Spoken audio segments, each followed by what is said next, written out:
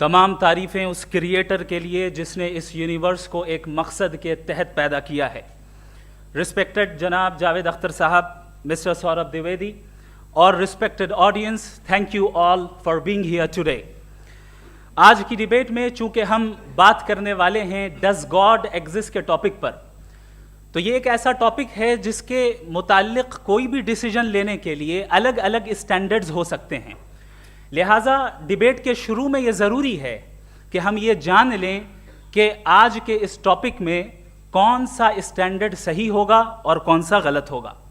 सबसे पहला स्टैंडर्ड जिसे मैं समझता हूं कि हमारे रिस्पेक्टेड जनाब जावेद अख्तर साहब बड़ी तेज़ी के साथ उसकी तरफ लपकेंगे, वो है साइंस।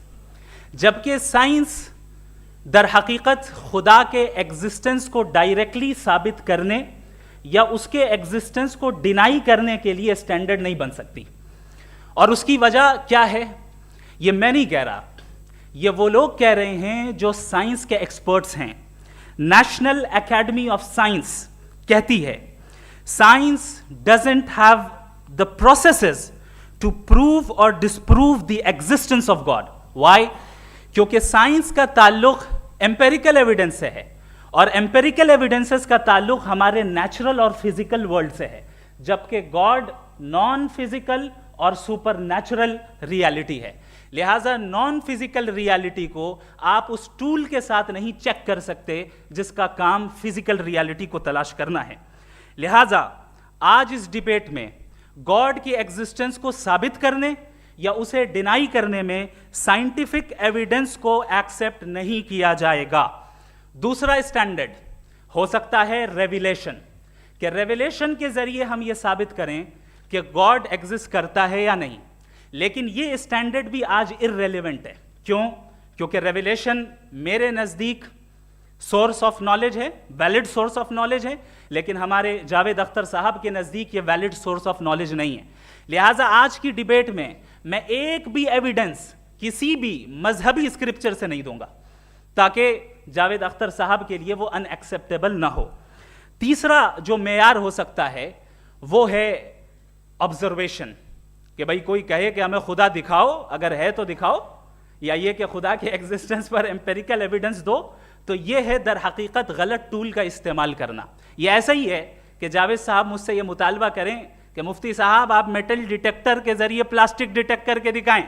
अब चूंकि प्लास्टिक डिटेक्ट नहीं हो पा रही है लिहाजा plastic does not exist. No, you are using the wrong tool. इस टूल से प्लास्टिक को डिटेक्ट नहीं किया जाता। लिहाजा मैं समझता हूं कि गॉड के एग्जिस्टेंस पर एम्पेरिकल एविडेंस का मुतालबा करना एक बचकाना मुतालबा है और हमारे रिस्पेक्टेड जनाब जावेद अख्तर साहब इस स्टेज से अब बहुत आगे निकल चुके हैं। अब बचता है एक ही स्टैंडर्ड, और वो स्टैंडर्ड है अक्ल, लॉजिक, रीजनिंग। और यही वो स्टैंडर्ड है जिसके तहत गॉड की एग्जिस्टेंस को साबित किया जाएगा या गॉड की एग्जिस्टेंस को डिनाई किया जाएगा। लेकिन चूंकि ये बहुत इंपॉर्टेंट और सेंसिटिव टॉपिक है, इसलिए लॉजिकल आर्ग्यूमेंट भी ऐसा होना चाहिए जो डेफिनेटिव हो, इनडेफिनेटिव ना हो, जो 2 और 2 4 की तरह बिल्कुल वाजे हो, जिसे लॉजिकली रिजेक्ट करना पॉसिबल नहीं हो। फॉर एग्जाम्पल हम कहें हमारे रिस्पेक्टेड मिस्टर सौरभ साहब ये एक इंसान है और तमाम इंसान कॉन्शियस बीइंग है, लिहाजा नतीजा क्या निकला, हमारे सौरभ साहब भी कॉन्शियस बीइंग है। क्या ये इनडेफिनेट आर्ग्यूमेंट है या डेफिनेट आर्ग्यूमेंट है? ये डेफिनेट आर्ग्यूमेंट है। ये 2 और 2 की तरह वाजे है, इसमें किसी तरह जो है लॉजिकली इसको रिजेक्ट नहीं किया जा सकता। तो अगर आज हमारे जावेद अख्तर साहब ऐसी कोई अकली दलील और लॉजिकल एविडेंस दें खुदा के ना होने पर जो डेफिनेट भी हो, तो मैं ये ऐलान करता हूं कि यकीनन मैं उस एविडेंस को कबूल करूंगा और उस पर गौर करूंगा। लेकिन साथ में यह भी ऐलान कर देता हूं प्रेडिक्शन के तौर पर कि ऐसा कोई डेफिनेट आर्ग्यूमेंट कोई नहीं पेश कर सकता। दलील हम देंगे और डेफिनेटिव दलील देंगे, लॉजिकल दलील देंगे, ऐसी दलील देंगे जो एंटायर एथिस्टिक वर्ल्ड उसे रेफ्यूट नहीं कर सकती। चलें अब हम एक एग्जाम्पल सोचते हैं, एक सिनेरियो, सिंपल सिनेरियो, तमाम ऑडियंस से गुजारिश है, हम और आप एक आइसोलेटेड आइलैंड पर हैं, ऐसा आइलैंड जहां पे हमसे पहले कोई कभी नहीं गया। चलते चलते आपके सामने अचानक आपने देखा एक पिंक कलर की बॉल पड़ी हुई है, सबसे पहला सवाल आपके जहन में क्या आएगा कि ये बॉल यहां क्यों आई, कैसे आई, ये पिंक कलर की ही क्यों है, कोई और कलर भी हो सकता था, ये इसी शेप में क्यों है, कोई और शेप भी हो सकता था। नेचुरली आप इस तरफ पहुंचेंगे कि कोई ना कोई है जिसने इन स्पेसिफिक प्रॉपर्टीज के साथ इस बॉल को बनाया है और यहां पे रखा है। चूंकि आप जानते हैं कि ये जो बॉल है इसका एग्जिस्ट करना जरूरी नहीं है, ये एग्जिस्ट कर भी सकती थी, नहीं भी कर सकती थी, और एग्जिस्ट करना ही था तो किसी और फॉर्म में करती, किसी और कलर में करती। अब आप इस बॉल को एक्सपैंड करते चले जाएं, एक्सपैंड करते चले जाएं, एक्सपैंड करते चले जाएं, यहां तक कि ये बॉल यूनिवर्स के साइज की हो जाए। बताइए कि क्या साइज के बढ़ जाने से सवाल बदल जाएगा? हरगिज नहीं बदलेगा। अभी भी सवाल रहेगा ये यूनिवर्स कहां से आया, इन स्पेसिफिक प्रॉपर्टीज के साथ कहां से आया, क्यों आया, किसने बनाया, ये सवाल उस वक्त भी वैलिड रहेगा। लेकिन ये सवाल अगर हम जनाब जावेद अख्तर साहब से करें तो चूंकि इनका वर्ल्ड व्यू एथिस्टिक है, और सिर्फ इनका नहीं, मतलब जितने भी एथिस्ट हैं और एथिस्टिक वर्ल्ड व्यू को रखने वाले से अगर आप ये सवाल करें कि ये यूनिवर्स कहां से आया, तो इनका जवाब या तो आर्ग्यूमेंट फ्रॉम इग्नोरेंस होगा या डॉगमेटिक होगा। या तो ये कहेंगे कि मुझे नहीं पता कि ये कहां से आया, लिहाजा गॉड डज नॉट एग्जिस्ट, ये आर्ग्यूमेंट फ्रॉम इग्नोरेंस है, या ये कहेंगे कि ये यूनिवर्स खुद ब खुद बन गया। इसका मतलब ये है कि उस बॉल को भी खुद ब खुद बन जाना चाहिए, लेकिन बॉल के ताल्लुक से ये एक्सप्लेनेशन एक्सेप्ट नहीं की जाएगी कि ये खुद ब खुद बन गई, लेकिन यूनिवर्स के ताल्लुक से कर दिया जाएगा। इसे हम दूसरे अल्फाज में डॉगमा भी कह सकते हैं। दूसरी चीज, हमारे जावेद अख्तर साहब जरूर गॉड ऑफ गैप्स की मिसाल भी जरूर देंगे, और मिसाल देंगे कि पहले ज़माने में बिजलियां कड़कती थी तो लोगों ने किसी एक खुदा की तरफ, और बारिश होती थी तो दूसरे खुदा की तरफ मंसूब कर दिया, उनके पास दलील नहीं थी। यह हमारा वर्ल्ड व्यू है ही नहीं, यह हमारा वर्ल्ड व्यू है ही नहीं, क्योंकि नेचुरल फिनोमेना के प्रोसेस की इंटरप्रिटेशन को जान लेने से यह कहां से साबित हो गया कि गॉड एग्जिस्ट नहीं करता है। इस पर मैं इंशाअल्लाह अभी आगे बात करूंगा। आप हजरात ये भी देखेंगे, और मैं ये एक्सपेक्ट करता हूं कि हमारे रिस्पेक्टेड जनाब जावेद अख्तर साहब जरूर इमोशनल आर्ग्यूमेंट्स भी देंगे, जो कि एक लॉजिकल फेलेसी है जब बात आती है ट्रुथ को डिसाइड करने में। क्यों? मिसाल के तौर पर वो कहेंगे कि अगर गॉड है तो ईविल क्यों एग्जिस्ट करता है, जबकि मैं कहता हूं ईविल का एग्जिस्ट करना गॉड के एग्जिस्ट करने की दलील है, उसके खिलाफ नहीं है। चूंकि अगर गॉड है तो हम सब उसके सामने अकाउंटेबल हैं, और अगर हम अकाउंटेबल हैं तो अकाउंटेबिलिटी के लिए ईविल का मौजूद होना जरूरी है, उसके बगैर हम अकाउंटेबल नहीं हो सकते। और अगर हम अकाउंटेबल नहीं हैं तो हम जनाब जावेद अख्तर साहब से पूछेंगे कि आप बताएं कि फिर सफरिंग इस दुनिया में क्यों है? अगर खुदा नहीं है तो सफरिंग क्यों है? और उन लोगों के जज्बे का क्या जिनके अंदर सफरिंग के बाद इंतकाम लेने का जज्बा पाया जाता है और वो इस दुनिया से ऐसे ही चले गए, क्या उनकी सारी तकलीफें बेकार चली जाएंगी? अब आ जाएं उसी एग्जाम्पल की तरफ कि बॉल, मुझसे अगर कोई पूछे इस बॉल को किसने बनाया और या इस एक्सपेंडेड बॉल को किसने बनाया, मैं कहूंगा कि चूंकि ये यूनिवर्स और इस यूनिवर्स की तमाम चीजें कॉन्टिंजेंट हैं। कॉन्टिंजेंट होने का मतलब ये होता है कि जो अपने एग्जिस्टेंस पे किसी के ऊपर डिपेंड करती हो, तो जाहिर है ये यूनिवर्स कॉन्टिंजेंट है। और अगर कोई चीज कॉन्टिंजेंट नहीं है तो मैं रिक्वेस्ट करूंगा कि मुझे दिखा दें कि कौन सी चीज यूनिवर्स में कॉन्टिंजेंट नहीं है, हम भी जरा गौर कर लें और हम भी देख लें। और जब कॉन्टिंजेंट चीजें मौजूद हैं तो फिलोसोफर्स की इस्तिलाह के मुताबिक, हम उस टर्मिनोलॉजी के मुताबिक हम उस जगह तक पहुंचते हैं और उस हस्ती तक पहुंचते हैं जिसे नेसेसरी बीइंग कहा जाता है, कि ये वो नेसेसरी बीइंग है जिसका मौजूद ना होना नामुमकिन हो। क्योंकि अगर ये मौजूद ना हो तो सारी चीजें एग्जिस्टेंस में आएंगी ही नहीं, और ये सारी कॉन्टिंजेंट चीजें उसी के ऊपर डिपेंड करती हैं। अब अगर आप ये सवाल करते हैं कि फिर उस हस्ती को किसने बनाया, फिर उसका कॉज क्या है, फिर उसका कॉज क्या है, फिर उसका कॉज क्या है, और एंडलेसली चले जाएं, इसे हम कहते हैं इन्फिनिट रिग्रेस ऑफ कॉजेस, जो कि लॉजिकल फेलेसी है। कॉन्सेप्चुअली इन्फिनिटी पॉसिबल है। मिसाल के तौर पे न्यूमेरिकल्स 1 2 3 गिनते चले जाएं, इन्फिनिट नंबर्स हैं। मैं कॉन्सेप्चुअली बात नहीं कर रहा, प्रैक्टिकली रियलिटी में साबित करके दिखाएं कि infinite regress of causes possible हैं या नहीं। अगर पॉसिबल हैं तो हम मान लेंगे, मिसाल दे दें, और पॉसिबल नहीं है तो एक ही ऑप्शन बचता है जिसे हम कहते हैं नेसेसरी बीइंग। ऐसी नेसेसरी बीइंग जो इंडिपेंडेंट है, क्योंकि अगर वो डिपेंडेंट हुई तो वो नेसेसरी नहीं रहेगी। ऐसी इंडिपेंडेंट बीइंग जो इटर्नल है, अगर वो इटर्नल नहीं होगी, उसकी बिगिनिंग होगी तो वो खुद कॉन्टिंजेंट है। ऐसी बीइंग जो पावरफुल है, क्योंकि कॉन्टिंजेंट को एक्चुअलाइज करने के लिए पावर चाहिए। ऐसी बीइंग जो इंटेलिजेंट है और नॉलेजेबल है, क्योंकि ये यूनिवर्स स्पेसिफिक फॉर्म और स्पेसिफिक लॉज ऑफ नेचर के तहत प्रिसाइजली चल रहा है। Thank you. थैंक यू मुफ्ती साहब। मैं इन दलीलों के बाद जावेद अख्तर साहब से गुजारिश करूंगा, आप बैठ के बोलना चाहेंगे या वहाँ? जी।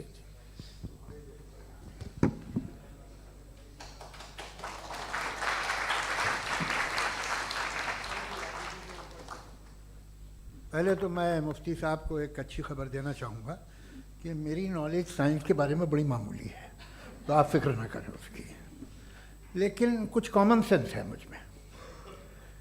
देखिए, ये खुदा का तस्वुर कोई नया तस्वुर नहीं है, ये सदियों से रहा है। ये कुछ रिलीजन 3000 साल पुराने होंगे, 4000 साल पुराने होंगे, लेकिन इंसान कोई 10,000 12,000 साल से एग्जिस्ट करता है होमोसेपियन की शक्ल में, और हमेशा कुछ ना कुछ मज़हब रहे। ये मज़हब जाहिलों के नहीं थे, ये मज़हब एक ऐसी ग्रीक सोसाइटी के थे जहाँ बड़े बड़े फिलोसफर्स पैदा हुए। ये मज़हब इजिप्शियंस के थे जिन्होंने पिरामिड्स बनाए थे। ये रोमन्स के थे कि जिनका आर्किटेक्चर और सेनेट यानी पहली बुनियाद डेमोक्रेसी की लिमिटेड थी मगर डेमोक्रेसी थी, ये उन लोगों ने किए थे। तो इनका जो जुपिटर था, रा था, ज़्यूस था, उन्हें उस पर इतना ही एतमाद था जितना आज किसी मजहबी आदमी को अपने खुदा पे होगा।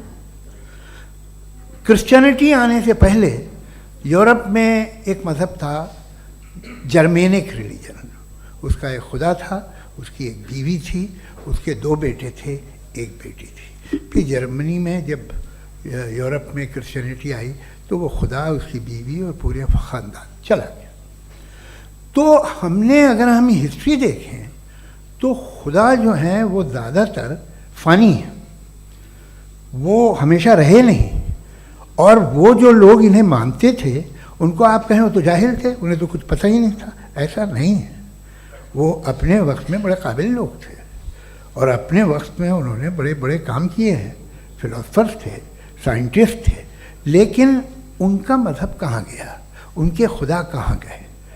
आज जो खुदा हैं दुनिया में लोग उन्हें मानते हैं। आपको क्या मालूम कि कितने बरसों के बाद क्या होने वाला है? हम यूरोप में देखते हैं तो चर्च खाली हैं। तो वक्त के साथ चीज़ें बदलती हैं। जहाँ तक इसका ताल्लुक़ है मज़हबों का, हर मज़हब आपसे एक चीज़ मांगता है, फेथ। ये फेथ क्या चीज़ होती है? What is the difference between faith and belief? ये तो बहुत ही अहमक़ाना बात होगी कि कोई आदमी कहे साहब अगर खुदा है तो मुझे दिखाइए। ये तो जाहिलाना बात हुई। मैंने तो नॉर्थ पोल नहीं देखा है, मगर मैं मानता हूँ कि नॉर्थ पोल है। मैं क्यों मानता हूँ? इसलिए कि अगर ये दुनिया राउंड है तो उसका कोई टॉप होगा। कुछ लोग हैं जो वहाँ गए भी हैं, कॉमन सेंस कहता है कि ऐसा होगा, सबूत है, गवाह है, रीज़न है। तो ये मेरा फेथ नहीं है। तो फेथ में और बिलीफ में डिफरेंस क्या है? जो मज़हब मांगता है आपसे, हर मज़हब फेथ मांगता है। फेथ का मतलब ये है कि ना कोई गवाह हो, ना कोई सबूत हो, ना कोई रैशनल हो, ना कोई लॉजिक हो, ना कोई प्रूफ हो, मगर तुम एक बात को मानो। ये है फेथ। वरना बिलीफ होता। अगर इसमें कुछ भी सबूत होते, गवाह होते, तो फिर इसे आप बिलीफ कहते। जैसे मेरा बिलीफ है कि नॉर्थ पोल है, मेरा फेथ थोड़ी है। फेथ इन तमाम शर्तों को रद्द करता है। तो फिर स्टुपिडिटी क्या है? अगर मैं एक बात ऐसी मानूं जिसकी ना कोई लॉजिक है, ना कोई रैशनल है, ना कोई प्रूफ है, ना कोई गवाह है, ना कोई सबूत है, और मैं उसे मानूं, तो ये स्टुपिडिटी हुई। इसे ही भाई कल को मैं यकीन कर लूँ कि एलॉन मस्क जो है मेरा भाई है, तो मुझे इंतहाई खुशी होगी, सुकून भी बहुत मिलेगा मुझे। लेकिन और कहे भाई क्यों मानते हो, क्या सबूत है? भाई वो तो अमेरिकन है और तुम तो इंडियन हो, वो तो नस्ल अलग है, तुम्हें कभी मिले भी नहीं। साहब देखिए, मेरा फेथ है, इस पर बात न किया। फेथ का मतलब ही यह है कि आप प्रूव नहीं कर सकते। अगर आप प्रूव कर सकते हो तो फेथ की ज़रूरत ही नहीं, फिर तो आप बात करेंगे, आप कितनी बहस कर लीजिए। अल्टीमेटली दुनिया का हर मज़हब फेथ पे टिका है, और फेथ का मतलब है एक ऐसा यकीन जिसका कोई सबूत, कोई गवाह, कोई रैशनल नहीं। अब आप ये कहें, क्या आप ये क्यों कह रहे हैं कि साहब ये कायनात किसने बनाई? कमाल ये है कि आपने बताया कि एक आइलैंड पे गए और एक बॉल देखी। आपने ये नहीं कहा कि आइलैंड किसने बनाया, आपको सिर्फ बॉल पे हैरत हुई।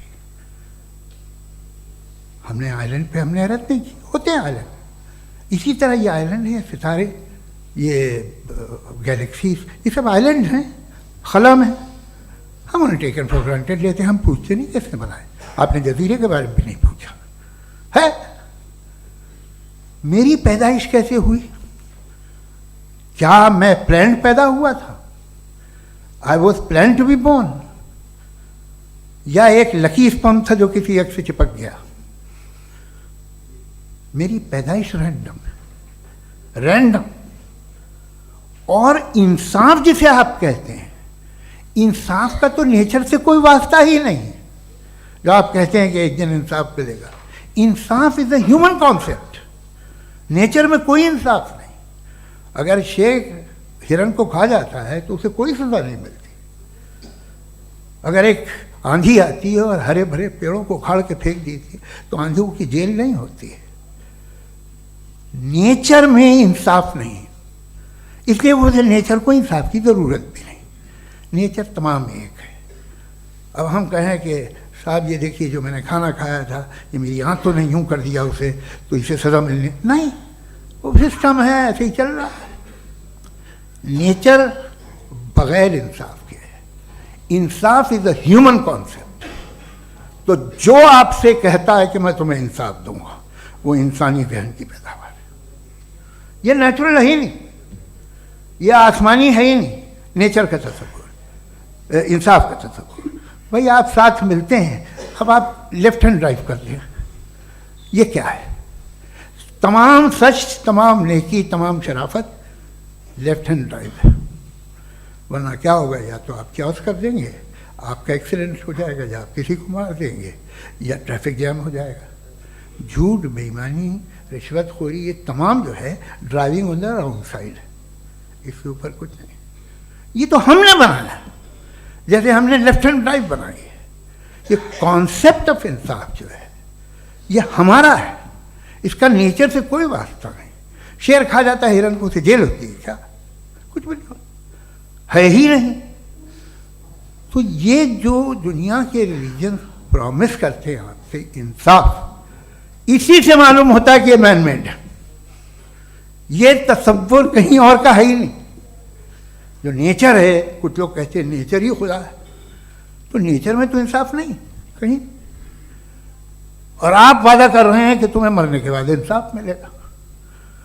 मुझे अगर मिलेगा तो मैं बहुत खुश होऊंगा, लेकिन मैं यकीन नहीं कर पाता हूँ, इसलिए कि मैं फेथ नहीं पैदा कर सकता। The very fact that religions demand faith, इसका मतलब है कि उनके पास जस्टिफिकेशन नहीं है।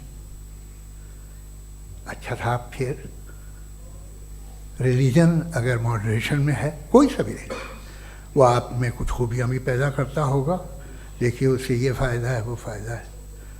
अल्कोहल जो है वो ज़्यादातर दवाओं में यूज़ होती है, और एक सर्वे किया गया था अमेरिका में कि लॉन्जेटिविटी किन लोगों की है। तो एक तरफ वो लोग थे जो शराब पीते ही नहीं थे, और एक तरफ वो थे जो एक बोतल शराब रोज़ पीते थे। सबसे ज़्यादा लंबी उम्र उनकी है जो 2 पैक नाप के शराब पीते और खाना खाते हैं। मगर हम शराब को बुरा समझते हैं, मैं भी बुरा समझता हूँ। क्यों? ऐसा होता नहीं। कुछ चीज़ों में आदत होती है कि वो बढ़ती है। आज तक में एक आदमी दूध पीता है, आप 10 साल बाद भी मिलेंगे तो एक ही गिलास पीता होगा। ऐसा नहीं होता, सुबह से दूध पीता रहता है। मिल्कोहलिक मैंने नहीं देखे, अल्कोहलिक होते हैं। ये टेंडेंसी है मजहब की कि वो बढ़ता है, जैसे कैंसर बढ़ता है, जैसे शराब बढ़ती है। कुछ लोग होंगे जो उसे सही तरह से यूज़ करते हैं। मुझे यकीन है कि हमारे मुफ्ती साहब भी उनमें से एक हैं, इनसे बहुत खुशी हुई मुझे इनसे मिलकर।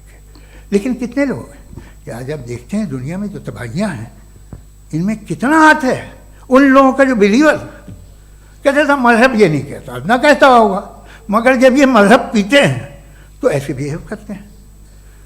थोड़ा सा अगर हो तो शायद बहुत अच्छी बात, लेकिन शराब थोड़ी सी नहीं रहती, उसमें टेंडेंसी है पहले।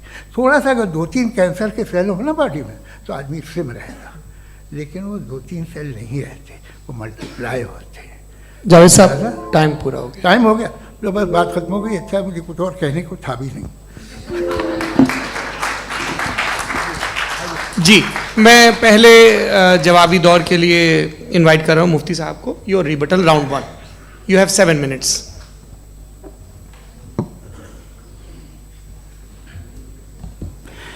Thank you very much Javed साहब, आपकी बात को सुनकर बड़े महजूज हुए हम लोग। महजूज, do you understand? We enjoyed. Okay, अब थोड़ा सा लॉजिकली उसको हम लोग देखते हैं। दरअसल हम लोगों ने कल गुजारिश की थी मुफ्ती साहब से भी, जावेद साहब से भी, कि हिंदुस्तानी ज़बान आम फहम सबको समझ में आ जाए, और जहाँ कहीं आप मुश्किल शब्द इस्तेमाल करें वहाँ बताते भी चलें। Thank you. तो सबसे पहले हमारे रिस्पेक्टेड जावेद साहब ने हवाला दिया कि खुदा फ़ानी है। कितने मजहब आगे चले गए, किसी ने जुपिटर को खुदा माना, किसी ने किसी को माना। मैं कहता हूँ जिसने कॉन्टिंजेंट चीज़ को खुदा माना, गलत माना, वो खुदा ही नहीं, वो खुदा ही नहीं है।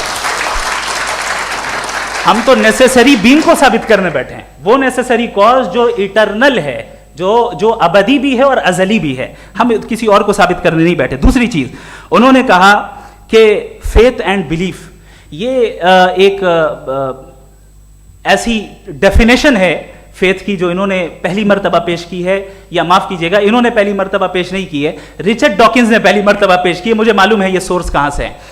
एपिस्टेमोलॉजिकली फेथ और बिलीफ का फर्क आप इस तरह नहीं कर सकते सर। फेथ सही भी होता है, गलत भी होता है, बिलीफ सही भी होता है, गलत भी होता है। जो लॉजिक, रीजन और एविडेंस से बैक्ड होगा वो फेथ सही होगा। और आप जिस फेथ की बात कर रहे हैं कि इलॉजिकल है और उसके पीछे नहीं है, तो we are on the same page. हम नहीं मानते उस फेथ को, जो फेथ ऐसा हो जिसके पीछे कोई लॉजिक ना हो, एविडेंस ना हो, हम नहीं मानते। हम तो उस फेथ के कायल हैं जिसके पीछे लॉजिक हो और एविडेंस हो। तो बिलीफ सही भी होता है, गलत भी होता है, फेथ भी सही होता है और गलत भी होता है। तो आज फेथ और बिलीफ के डिफरेंस पे बात नहीं हो रही है। आज आप चाहे फेथ एक्सेप्ट कर लें या बिलीफ एक्सेप्ट कर लें, आज ये बात होगी कि ट्रूथ क्या है, चाहे ट्रू बिलीफ सही है या ट्रू फेथ सही है, और फॉल्स फेथ क्या है और फॉल्स बिलीफ क्या है, बात इस पे हो रही। दूसरी चीज इन्होंने पूछा, स्टुपिडिटी फिर क्या है? अगर फेथ रिलीजन स्टुपिडिटी नहीं है तो और क्या है? चूंकि फेथ का मुतालबा करते हैं तो स्टुपिडिटी क्या है? मैं कहता हूं स्टुपिडिटी एथिज्म है। उसकी वजह यह है कि आप एक सड़क पे जा रहे हो और आप किसी गार्डन में जाएं और देखें वहां लिखा है फूलों के साथ, I love Javed Akhtar, and I really do, I love you sir. So जब आप वहां पर पहुंचे तो वहां पहुंचकर अब ये बताएं, क्या आप ये कहेंगे wow what a natural selection? ये क्या नेचुरल सिलेक्शन है? नहीं, ये प्रिसाइजली डिजाइंड है, इसके पीछे डिजाइनर है। लिहाजा अगर कोई एक ऐसी कॉमन सेंस की बात को कबूल नहीं कर रहा है कि यूनिवर्स जो इतने प्रिसाइजली काम कर रहा है, हम कह दें कि खुद ब खुद बन गई, मैं समझता हूं इससे बड़ी स्टुपिडिटी और कुछ नहीं है। ये इरैशनल चीज है। फिर हमारे सर ने कहा कि आपने बॉल पे फोकस किया, आइलैंड पे फोकस नहीं किया। अरे आइलैंड को किसने बनाया यही समझाने के लिए तो बॉल की मिसाल दे रहा हूं। और बॉल भी कॉन्टिंजेंट है, आइलैंड भी कॉन्टिंजेंट है, दोनों नेसेसरी बीइंग का मुतालबा करते हैं। आगे इन्होंने कहा कि नेचर में कोई इंसाफ नहीं है, हम डिसाइड करते हैं कि मोरालिटी क्या होती है, इंसाफ क्या होता है, हम डिसाइड करते हैं। जैसे ड्राइविंग सीट में ट्रैफिक वाला, ये तो किसी खुदा ने नहीं कहा, ये है, इसे कहते हैं फॉल्स इक्विवेलेंस। ये एक लॉजिकल फेलेसी है। आपने जो है मिसाल दी ड्राइविंग की और ट्रैफिक की, ये सब्जेक्टिव मोरालिटी है। आप सब्जेक्टिव मोरालिटी को मिसाल बनाकर ऑब्जेक्टिव मोरालिटी के ऊपर नहीं थोप सकते। इंसाफ की ऑब्जेक्टिव मोरालिटी। अगर आप ये कहते हैं कि नेचर में इंसाफ नहीं है, तो इंसाफ का न होना ये नेचुरल हुआ, तो फिर नेचर को नेचर रहने दे, क्यों हम इतना स्ट्राइव कर रहे हैं दुनिया में इंसाफ लाने के लिए? ये तो इलॉजिकल बात है, इरैशनल बात है।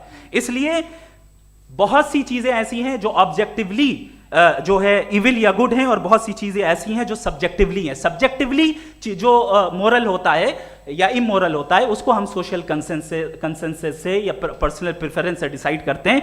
लेकिन जो ऑब्जेक्टिव मोरालिटी है, जिसमें इंसाफ आया, जो इन्होंने बार बार रिपीट किया, ये ऑब्जेक्टिव है, सब्जेक्टिव नहीं है। अगर आप कहते हैं ये सब्जेक्टिव है, तो मेरा सवाल आपसे ये है क्या सोशल कंसेंसस के जरिए अगर जुल्म को सही करार दे दिया जाएगा तो आप जुल्म को जस्टिफाई करेंगे? दूसरी चीज, इन्होंने यह कहा कि 2 पैक शराब पी लें तो वो उतने पे नहीं रहता, बढ़ जाता है। यही मामला मजहब के साथ है, 2 पैक आप पी लें बढ़ेगा। तो ये एक ऐसी मिसाल है, इसको कहीं भी फिट कर लें कि आप एथिज्म पे जब फिट करें, जब आप 2 पैक एथिज्म का लेंगे ना तो वो बढ़ बढ़ के नॉर्थ कोरिया बनेगा। Thank you.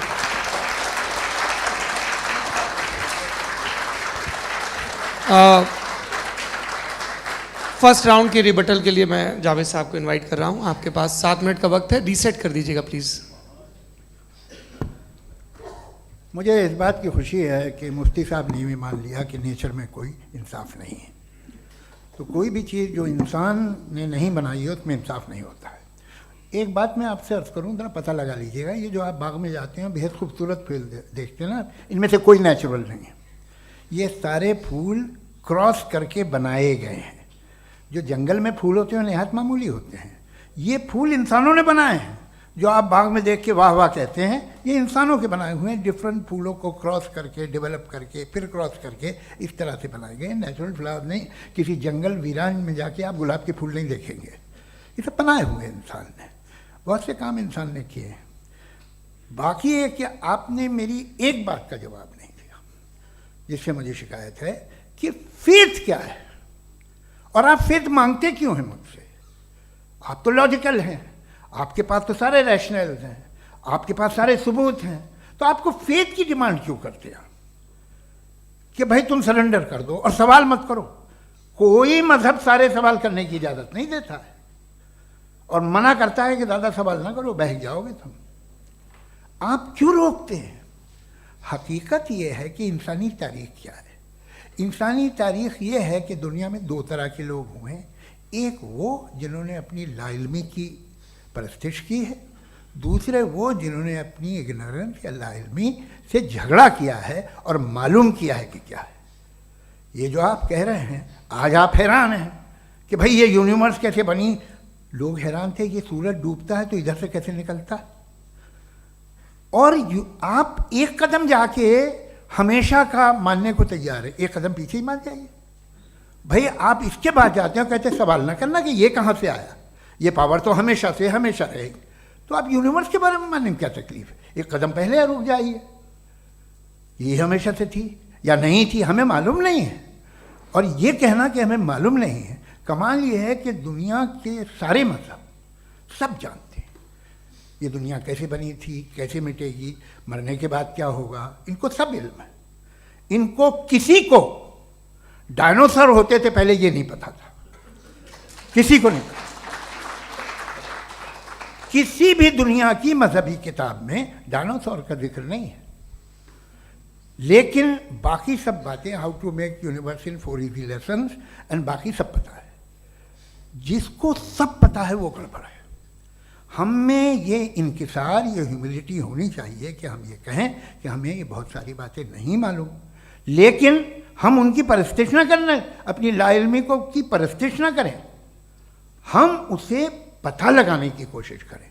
जिस दुनिया में आप बैठे हैं सर, ये हॉल जो है, ये इलेक्ट्रिसिटी जो है, ये माइक जो है, जिस हवाई जहाज से आप आए थे, वो जिस कार से आप यहाँ आए हैं, ये सब उन लोगों की बनाई हुई है जिन्होंने सवाल किए थे। ये दुनिया जिसमें आप आज आराम से हैं, ये उन लोगों की बनाई है कि जिन्होंने सवाल किए थे। और हर स्टेज पे इन सवालों को मकरूह कहा गया था, गलत कहा गया था। आप ज़रा तारीख पढ़िए, एक बड़ी दिलचस्प किताब है बर्ट्रैंड रसेल की, जिसमें उसने रिलीजन एंड साइंस कि कब से रिलीजन जो है साइंस के अगेंस्ट है। और हद तो ये है कि भाप के इंजन के खिलाफ थे, स्टीम इंजन के भी खिलाफ थे, और फतवे हुए उन पर, वेटिकन ने दिए। तो ये हमेशा, अभी जैसे ही ये राइट विंगर आते हैं अमेरिका में पावर में, तो वो जो अपना ये क्या बोलते हैं उसे, सीड क्या बेटे, सीड क्या जो, हाँ नहीं सीड जो होते हैं जिस पे जी, नहीं भाई, वो जो ह्यूमन बॉडी के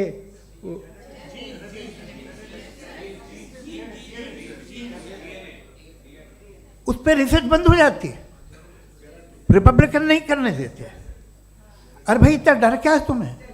एक ज़माने में बहुत नाराज थे ये सारे मजहबी लोग कि ये इंसान तो इंसान बनाने की कोशिश कर रहा है। आपको क्या तकलीफ भाई, बना ले तो बना लेने दो, ये खौफ क्या है? और ये सब आज जो आप कह रहे हैं नामुमकिन है, ये कैसे हुआ? मुझे एक किस्सा याद आता है। जब मैं छठी क्लास में था तो मैं मैथमेटिक्स में बहुत वीक था, तो एक टीचर रख दिया गया, उसने 1 2 3 4 5 6 7 तो सिखा दिया मुझे।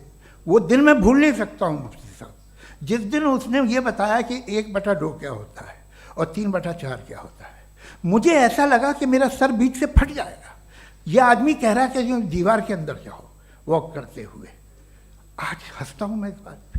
तो आज जो बातें आपके जहन से बिल्कुल परे हैं और आप हैरान होते हो उन्हें देख के, एक वक्त आएगा कि मामूली लगेंगे। और हुआ है, आपकी इंसानी तारीख ही है। इतनी जल्दी सारे फैसले आप मत कर लीजिए, थोड़ा ये ह्यूमिलिटी रखिए कि भाई ये हमें नहीं मालूम। ये कहने में क्या आ रहा है? ये यूनिवर्स कहाँ तक फैली, ये कब से है और कब तक रहेगी, हमें नहीं मालूम। आपने फैसला कर लिया कब बनी। ये आपके हिसाब से कोई 14 बिलियन ईयर बनी जो समझा जाता है। उससे पहले हजारों करोड़ों अरबों साल तक खुदा बैठा क्या कर रहा था? खामोश बैठा था, ऐसी जमाइयाँ ले रहा था। फिर उसे आइडिया है, यार एक काम करते, वक्त अच्छा गुजर जाएगा, यूनिवर्स पर आपसे सोचिए। वो तो हमेशा से है ना, मगर यूनिवर्स हमेशा से नहीं है, ये तो बनाई गई है। और उससे पहले क्या था, इनका क्या काम था? कैसी बात है, ये बड़ा आसान है। जो बात हमें आज धीरे धीरे पता चली है, बरसों 2000 और 2500 साल पहले आपको किसी ने बता दिया कि क्या था, आप मान गए, और तब से वही मान रहे हैं जो 2500 साल पहले कहा गया था। सब कुछ बदल गया है, सॉल्व हो रही हैं चीज़ें। अभी साइंस बिल्कुल दावा नहीं करती, या कोई फिलोसफर ये दावा नहीं करता कि हमें सब मालूम, बल्कि वो कहता है कि हमें जितना मालूम होता है उससे ये मालूम होता है कि हमें कितना कम मालूम। तो हम अपनी जहालत से लड़े, उसकी परस्तिश न करें। जी, टाइम है। Thank you so much.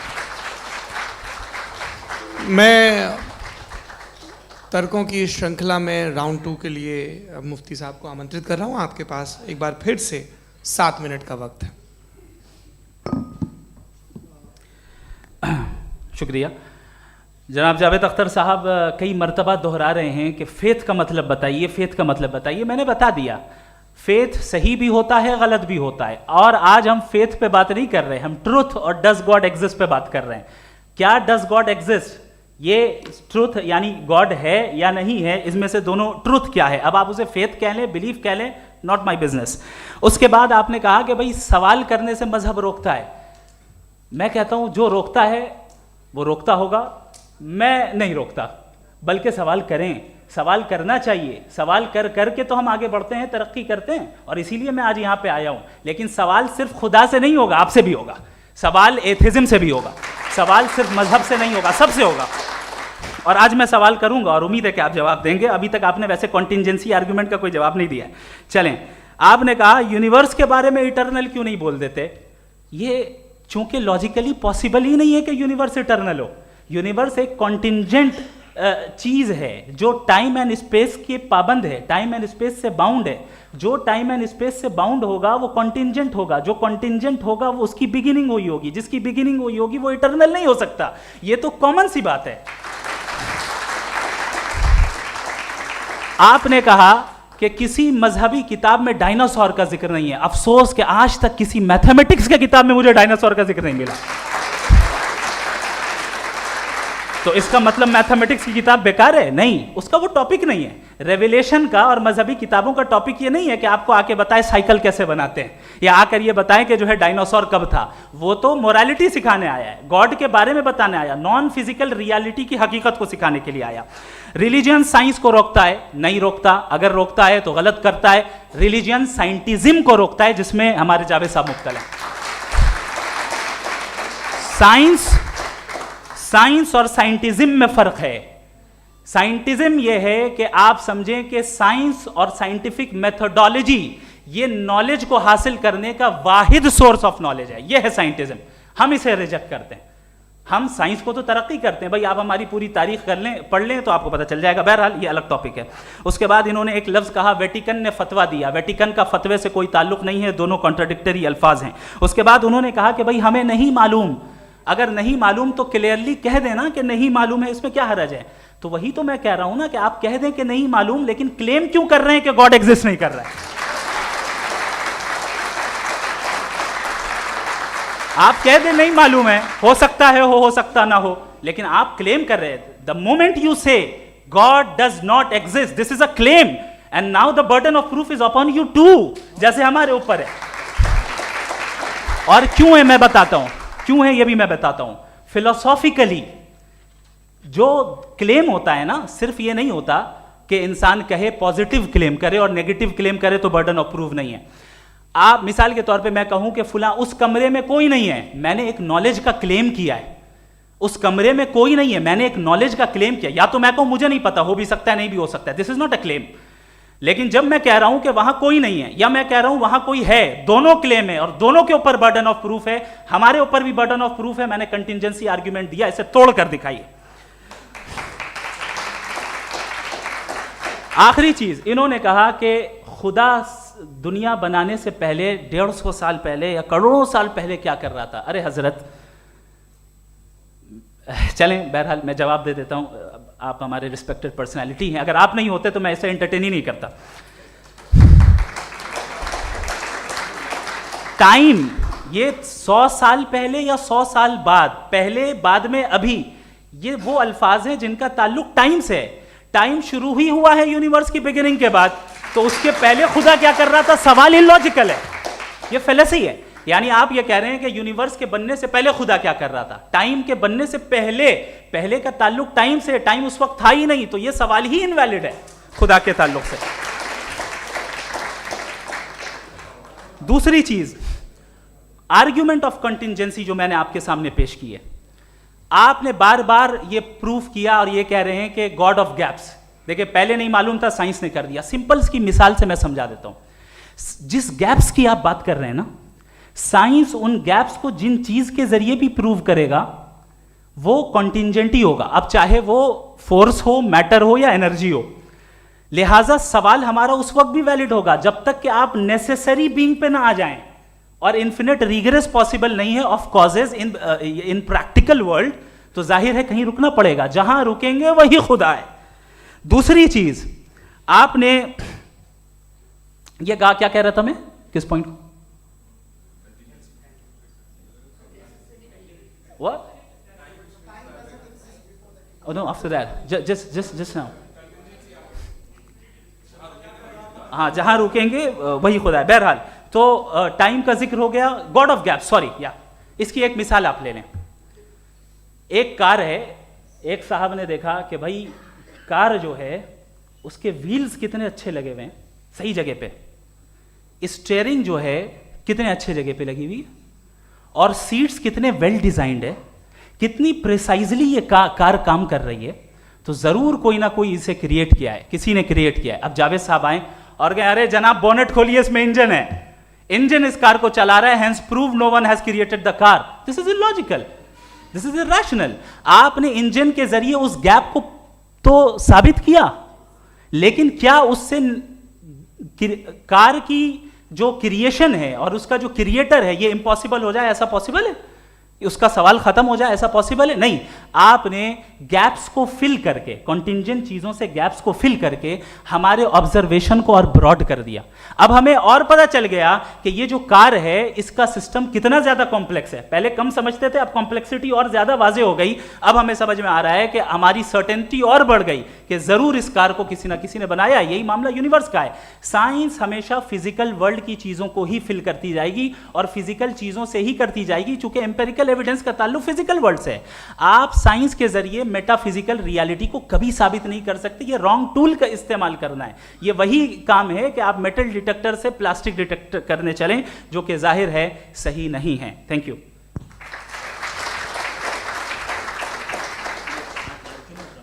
जी, ये आर्ग्यूमेंट का राउंड 2 है। हाँ। 7 मिनट है। पहले तो मैं आपसे अर्ज करूं कि आपने कहा कि जब कायनात ही नहीं थी तो वक्त भी नहीं था, कुछ भी नहीं था। कैसे नहीं था? खुदा था, एक एग्जिस्टेंस तो था ना खुदा का। तो जब खुदा था तो वक्त भी होगा। ऐसा नहीं है कि कुछ भी नहीं था, खुदा था। अच्छा, बाकी ये कि आपने कहा साहब आप साबित कीजिए, आपके पास भी लॉजिक है, मेरे पास भी लॉजिक है। आप मेरा जिम्मेदारी नहीं है साबित करना कि खुदा है। बर्टन रसल ने एक बड़ी अच्छी बात कही। बर्टन रसल ने एक बड़ी अच्छी बात कही। मैं आपसे अगर ये दावा करूं कि एक चाय की केतली मरीख के चारों तरफ घूम रही है, मार्स के चारों तरफ, तो ये आपका काम नहीं है कि आप साबित करें कि कोई चाय की केतली नहीं है। ये मेरा काम है, मैंने दावा किया है।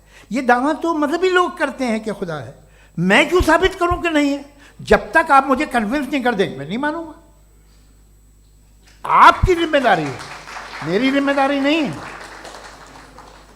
दोयम ये कि ये जो आप कह रहे हैं, जो गैप्स हैं, ये गैप जब जब किसी मजहब को चैलेंज करते हैं, जब ऐसा कोई बात आती है तो हंगामा हो जाता है कि जब वो चैलेंज करें किसी फेथ को। ये तमाम साइंस जो है इसे मुख्तलिफ जगहों पे मुख्तलिफ वक्तों में मजहब ने रोकने की कोशिश की है। ये किताब है religion and science, Burton Russell की, पढ़िएगा, अच्छी लगेगी आपको। तारीख ही है साइंस, मजहब की साइंस से उसका यही रिश्ता है। अच्छा, अब ये हम सोचें कि बहरहाल ये वजूद जो है मजहब और ये बिलीव इन गॉड इंसान को बेहतर बना देता है।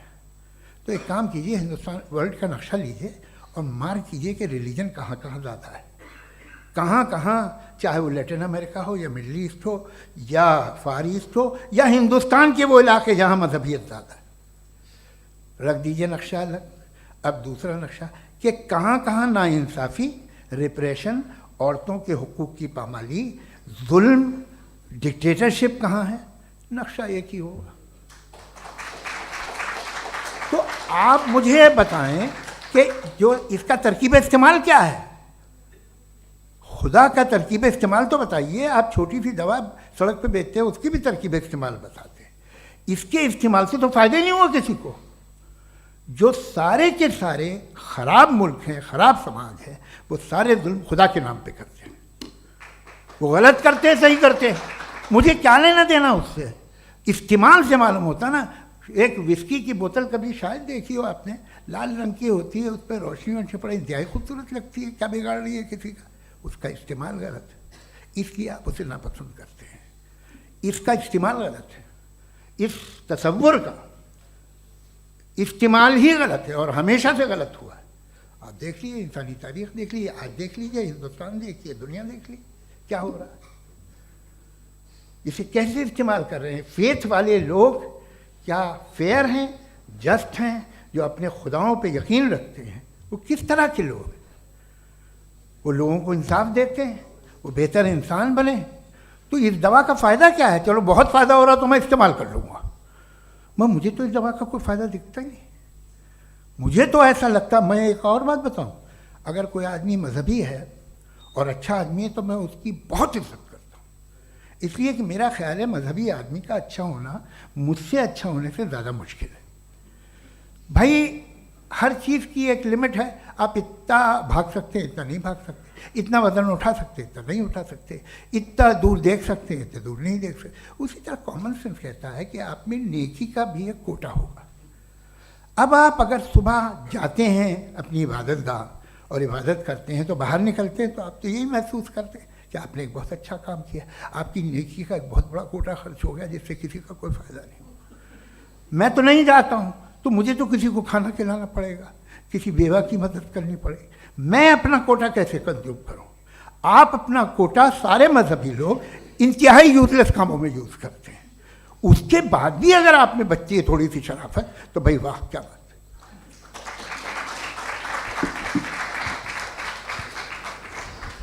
एक तो मुझे ये बात बहुत अच्छी लग रही है कि दोनों ही विद्वान समय को मानते हैं और बहुत समय से अपनी दलीलें और बाज़ दफ़ा समय से पहले अपनी तकरीरें पूरी करके अपनी अपनी कुर्सी पर बैठ रहे हैं। ये इस आर्ग्यूमेंट का राउंड 2 पूरा हुआ। अब रिबटल का राउंड 2 है और उसके बाद क्रॉस एग्जामिनेशन होगा। नहीं, आपका आर्ग्यूमेंट हो गया सर। हमारे यहाँ स्कूल के सिलेबस में पंच परमेश्वर कहानी पढ़ाई जाती है, प्रेमचंद जी की लिखी हुई। आप निश्चिंत रहिए, आपकी कोई राउंड में मिस नहीं होने दूंगा। रिबटल का राउंड 2, मुफ्ती शमाइल नदवी साहब।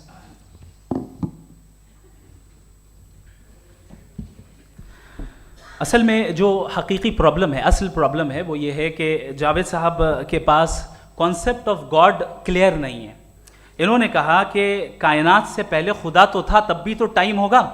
ये टाइम कायनात का हिस्सा है। हम खुदा, उस खुदा को मानते हैं, नेसेसरी बीइंग का टाइमलेस होना ज़रूरी है, चूंकि वो टाइम का क्रिएटर है। जब उसने टाइम को क्रिएट किया तो वो खुद टाइम पे कैसे होगा? उसने जब स्पेस को क्रिएट किया तो खुद स्पेस में कैसे होगा? अगर वो टाइम एंड स्पेस को पहले से ही उसका पाबंद है तो फिर किस चीज़ को उसने क्रिएट किया? लिहाजा ये सवाल गलत है कि खुदा था तो टाइम होगा। बिल्कुल नहीं, टाइम के पाबंद हम है, खुदा नहीं है। हम फिजिकल वर्ल्ड से ताल्लुक रखते हैं, वो मेटाफिजिकल रियलिटी है। दूसरी चीज़ इन्होंने मिसाल दी कि चाय की केतली हवा में घूम रही होगी, और पता नहीं शायद वो बर्टन रसल का उन्होंने हवाला दिया। बहरहाल यही प्रॉब्लम है। प्रॉब्लम यही है कि हम चीज़ों के दरमियान डिफ्रेंशिएट नहीं कर पाते। ये जो आपने मिसाल दी ये इमेजिनेशन है, और मैं जो साबित कर रहा हूं वो लॉजिकल नेसेसिटी है। आप इमेजिन करने आए तो कुछ भी करें, जुपिटर में पिंक एलिफेंट होगा, यूनिकॉर्न होगा, करें, उससे कायनात पे क्या फर्क पड़ता है? उससे आप लॉजिकल नेसेसिटी साबित नहीं कर सकते। मैं तो उस प्राइम कॉज की बात कर रहा हूं, उस नेसेसरी बीइंग की बात कर रहा हूं जिसके बगैर इस कायनात का एग्जिस्टेंस मुमकिन नहीं है। दूसरी चीज, मजहब को साइंस चैलेंज करती है वगैरह वगैरह, ये हमारा टॉपिक ही नहीं है। मैं इस पर बात करूंगा तो फिर मेरा वक्त चला जाएगा। मजहब के ऊपर चूंकि हमारी डिस्कशन नहीं है, साइंस को मजहब और बिलखुसूस मैं और हमारा वर्ल्ड व्यू कम अज़ कम साइंस को पीछे नहीं करता है, साइंटिज्म की मजम्मत करता है। इसकी वजाहत मैंने पहले कर दी। दूसरी चीज़ इन्होंने कहा वर्ल्ड का नक्शा लीजिए, वर्ल्ड मैप लीजिए, दो अलग अलग जगह की। हजरत मैंने ये होमवर्क किया था, और मैंने मिडिल ईस्ट का एक नक्शा लिया और यूरोप का एक नक्शा लिया। ये मजहबी इलाका और ये लिबरल और एथीस्ट इलाका। मुझे पता चला कि सबसे ज़्यादा रेप केसेस जो हैं वहाँ पर है।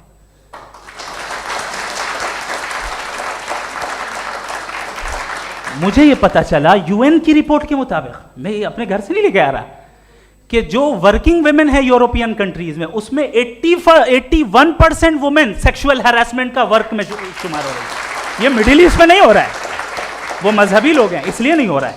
दूसरी चीज आपने ये कहा कि मजहबी आदमी का अच्छा होना हमारे अच्छे होने से बहुत मुश्किल है, बहुत मुश्किल है। तो इसका मतलब यह है कि गॉड के अलावा आपके पास अच्छे और बुरे का कोई स्टैंडर्ड है। मैं चाहूंगा कि कन्वर्सेशनल स्टाइल वाली डिस्कशन और सेगमेंट पे इसी पे बात कर लेते हैं। Thank you very much.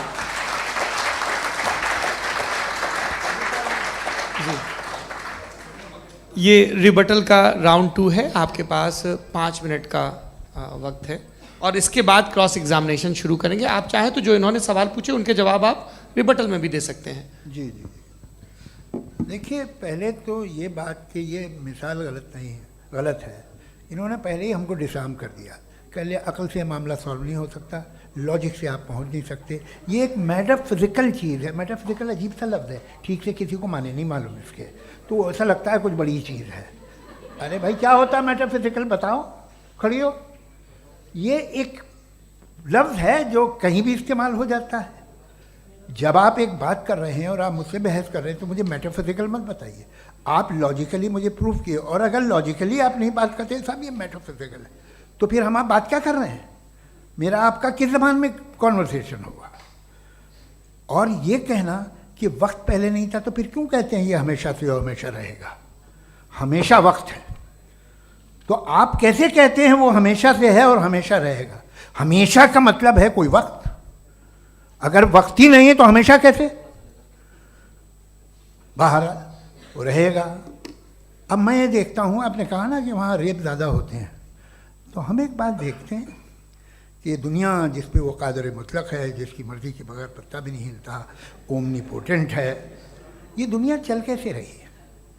और इस दुनिया का हाल क्या है? 45,000 बच्चे जो 10 साल की उम्र से कम थे वो गाजा में मरे। भूख से काला हांडी में बच्चे मरते हैं और डिप्थेरिया से मरते हैं। डिप्थेरिया अजीब मर्ज है, गले में जाली बनना शुरू होती है, बच्चा नीला हो जाता है, गरीब का बच्चा, इसलिए कि उपास इलाज नहीं। ये कादर मुतलक है, जो चाहे कर दे। इससे आप दुआएं मांगते हैं हमारी ये काम कर दे वो कर दे, तो इसका मतलब डे टू डे लाइफ में वो इंटरफेयर करता है और ये देख रहा है वो। अगर वो वाकई भी है फॉर डिस्कशन सेक, तो मैं जब दुनिया देखता हूँ तो मेरे दिल में उसके लिए कोई इज्जत नहीं पैदा होती। ये क्या कर रहे हो तुम पूरे ऑल पावरफुल हो, ओमनीपोटेंट हो, ओमनी प्रेजेंट हो। तुम तो वहाँ गाजा में रहे होगे ना, तुम हर जगह हो। तुम देख रहे थे कि बच्चे की कैसे धज्जियाँ उड़ रही, तुम देख रहे थे और तुम चाहते हो मैं तुम्हारी परस्तिश करूँगा, तुम हो भी। अरे यार, इसके अच्छे तो हमारे चीफ प्राइम मिनिस्टर हैं, कुछ तो ख्याल करते हैं। कमाल है, आप किसकी इबादत कर रहे हैं? अगर वो है भी, ये दुनिया नाइंसाफी से, जुल्म से, जबर से, तशद्दुद से भरी हुई है। और आप ये मत कहिएगा कि वो देख रहा है और वो बताएगा एक दिन। अगर वो देख रहा है और इंटरफेयर नहीं करता तो आप दुआ क्यों मांगते? आप कहते हैं मेरा ये काम करा दे, इसके मतलब है वो दखल दे सकता है, वो आपको नौकरी दिलवा सकता है, भले दूसरे आदमी को न मिले, मगर आपका काम कर देगा चूंकि आपने दुआ मांगी है। तो जब वो आपको नौकरी दिला सकता है, लड़की की शादी कर सकता है, बेटे को ग्रीन कार्ड दिलवा सकता है, तो कम से कम ये जो मर रहे हैं बच्चे, इनको रोक दे, कुछ तो करे। मुझे तो दुनिया में, इस दुनिया का कोई मालिक है, इसका ओमनीपोटेंट कोई रूलर है, और ये दुनिया ऐसी चल रही है। मैं तो चाहूँगा कि भाई ना हो, अगर हो तो बड़ी शर्मिंदगी की बात है। शुक्रिया।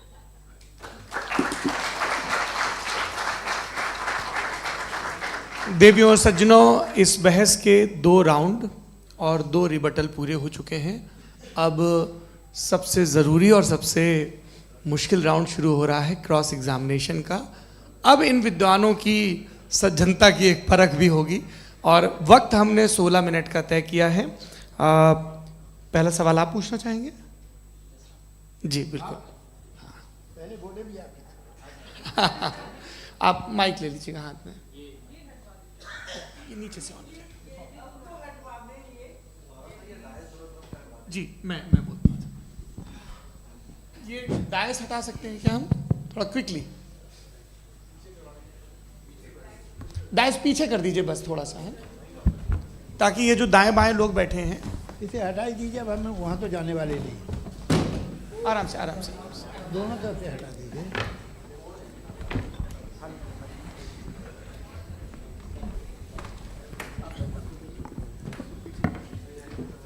इस बीच आप लोग भी अपने अपने सवाल तैयार कर लें।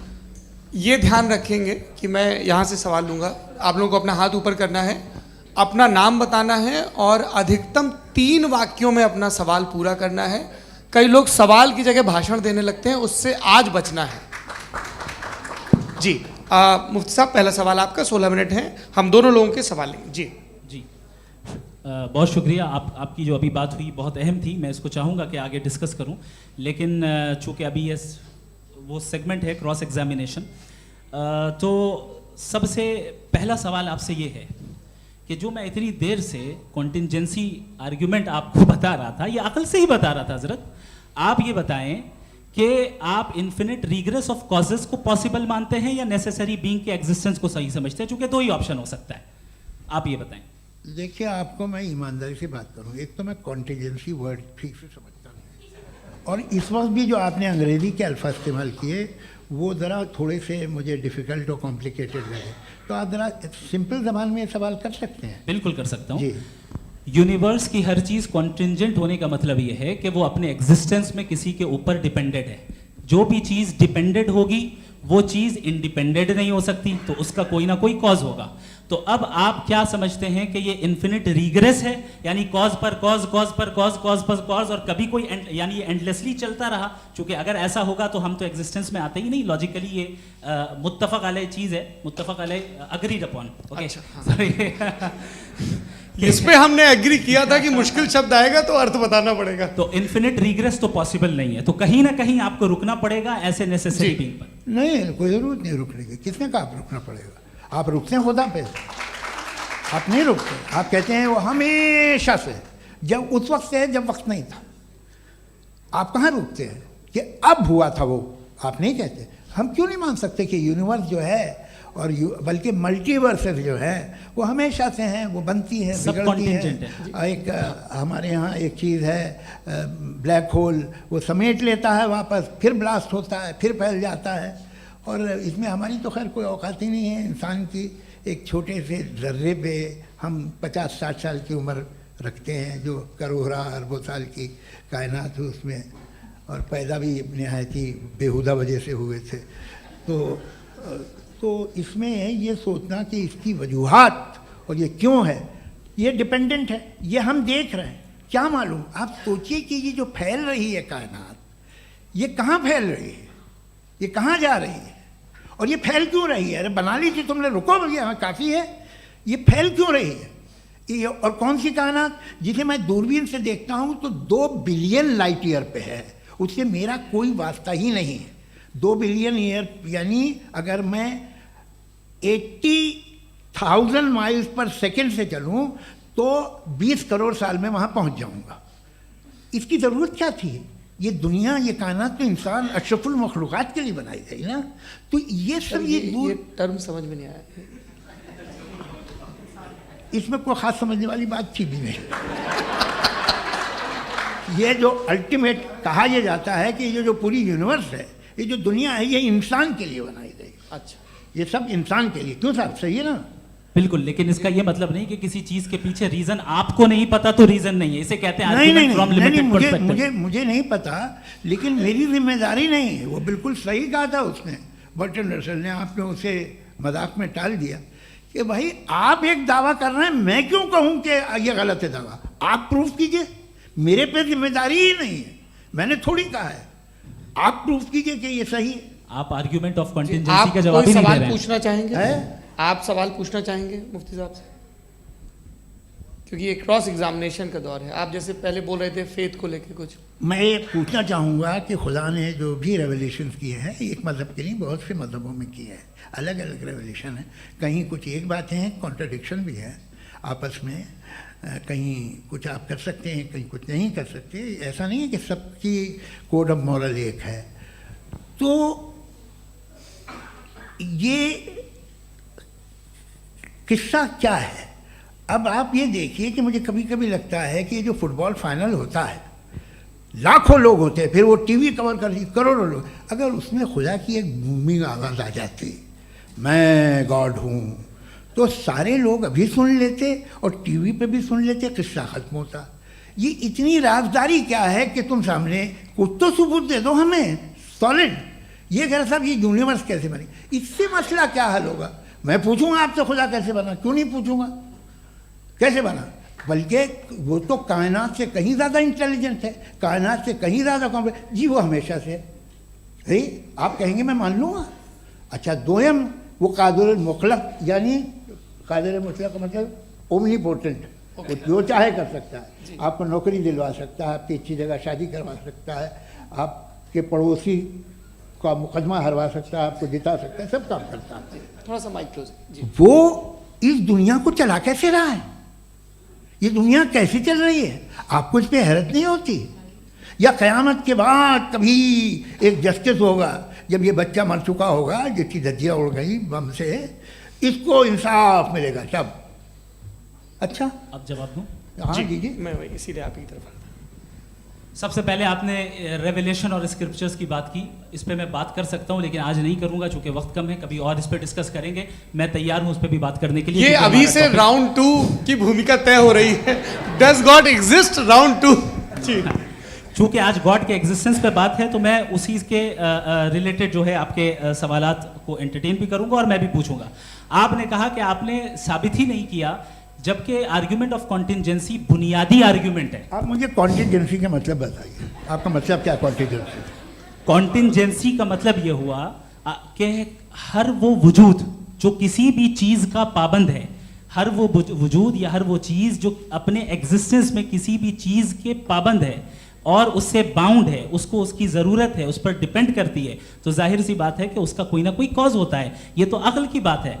ये आप रीजनिंग की बात करते हैं, मैं वही कर रहा हूं। दूसरी चीज आपने ये बात कही कि इतने बिलियन लाइट ईयर्स दूर है, उसका मेरा क्या लेना देना। फिर मेरे ख्याल से आपको ये नहीं कहना चाहिए I think therefore I am an atheist. आपको सोचना चाहिए, सिर्फ आप एक लिमिटेड दायरे में रहकर नहीं सोचें, बल्कि बाहर निकलकर सोचें।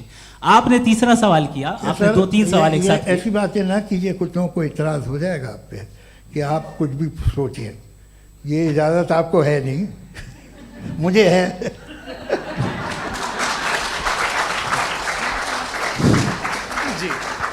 आपने प्रॉब्लम ऑफ इविल के ताल्लुक से सवाल किया और बार बार आप एक लफ्ज रिपीट कर रहे हैं कि ओमनीपोटेंट गॉड है, ऑल पावरफुल गॉड है। यही तो दरअसल समझना है कि गॉड का कॉन्सेप्ट क्या है। प्रॉब्लम ऑफ इविल जो है, प्रॉब्लम ऑफ इविल दर हकीकत 2 असम्पशंस पर कायम है। अगर आप इन 2 असम्पशंस को समझ जाएं तो ये प्रॉब्लम नहीं रहेगी, आर्ग्यूमेंट आपको समझ में आ जाएगी कि ये कोलैप्स कर जाता है। पॉइंट नंबर 1, यानी जो आपका सबसे पहला फॉल्स असम्पशन है कि गॉड मर्सीफुल है, ओमनीपोटेंट है, दुनिया में जुल्म हो रहा है।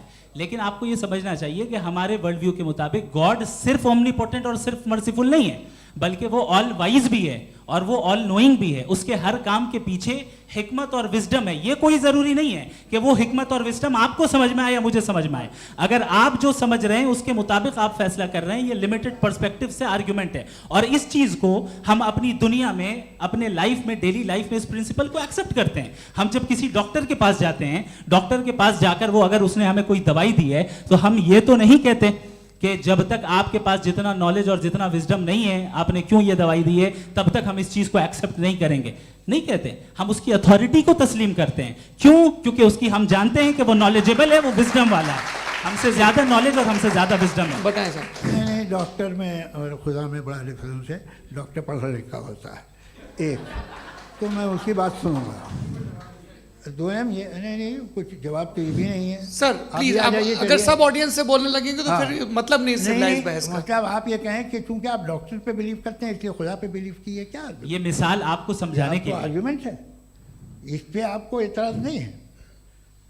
तो सिंपल बात ये है कि मैं अगर ये यकीन कर लूँ कि एक ओमनीपोटेंट, उसकी मसलहत है, ये जो बच्चे मर रहे हैं ये मसलहत है उसकी, मुझे नहीं चाहिए थी मसलहत। उसकी मसलहत नहीं, यही तो समझना है। मतलब एक्सपीडियंसी। अच्छा, इस आपने अभी मेरी बात पूरी सुनी नहीं। मैंने कहा आपका पूरा आर्ग्यूमेंट 2 फॉल्स असम्पशंस पर है। एक फॉल्स असम्पशन मैंने बता दिया, दूसरा फॉल्स असम्पशन ये है कि इस दुनिया में इविल के होने का कोई गुड रीजन नहीं है, जबकि हमारे पास बाज रीजंस मौजूद हैं, हमारे पास बाज वजूहात मौजूद हैं। अगर इस दुनिया में इविल ना हो तो आप गुड को डिफाइन कैसे करेंगे? अगर जुल्म ना हो आप इंसाफ को समझेंगे कैसे? अगर तारीकी ना हो तो आप लाइट को समझेंगे कैसे? बहुत अच्छे। अभी और सुन लें, अभी और बाकी है। ये तो बात बहुत पसंद आई साहब मुझे, कि जब तक रेप ना हो तब तक औरतों की इज्जत का ख्याल आपने मेरा जवाब पूरा सुना ही नहीं। जब तक के बच्चों का कत्ल ना किया जाए तब तक आपको बच्चों की मासूमियत की इज्जत है। आपने पूरा जवाब सुना ही नहीं। क्या बात है, क्या आपने नुक्ता निकाला? आपने पूरा जवाब सुना ही नहीं। आप सुन लें, मेरी बात सुन लें। ये मैंने आपको एक चीज बताई। दूसरी चीज, इस दुनिया में हम आए हैं टेस्ट के लिए, हमारा टेस्ट हो रहा है और हर इंसान का अलग अलग अंदाज में टेस्ट होता है। और इस दुनिया में अगर इविल मौजूद है तो वो इविल जरिया है हमारे अंदर ह्यूमन नोबल क्वालिटीज को डेवलप करने का और अलग अलग फील्ड में प्रोग्रेस करने का। और अगर हमारे अंदर और इस दुनिया में इविल नहीं होता तो बताइए टेस्ट का मतलब क्या होता? अगर मैं अपने स्टूडेंट को MCQs दूं और उसमें सिर्फ राइट आंसर लिख कर दे दूं और कहूं तुम्हारा टेस्ट हो गया, ये मीनिंगलेस है। इस दुनिया में अगर हम टेस्ट के लिए आए हैं तो जाहिर है गुड एंड इविल दोनों मौजूद है।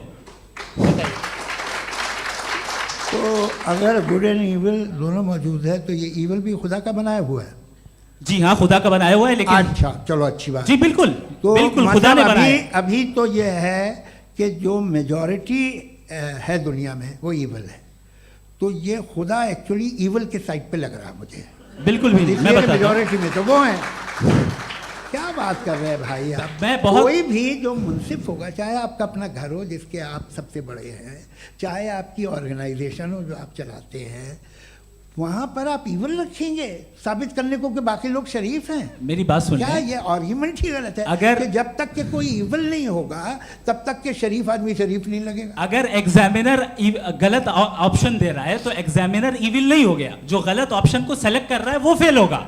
क्रिएटर ने इविल को बनाया है, लेकिन वो इविल नहीं है। अच्छा। सुनिए मेरी बात, चलिए, लेट मी कंप्लीट सर। जी जी। क्रिएटर ने इविल को बनाया है टेस्ट के लिए, वो इविल नहीं है। इविल वो होगा जो उसे इख्तियार करेगा। छुरी को बनाने वाला गलत नहीं होता है, छुरी का गलत इस्तेमाल करने वाला गलत होता है। रेप को कैसे गलत इस्तेमाल करते हैं? रेप इंसान के फ्री विल का नतीजा है।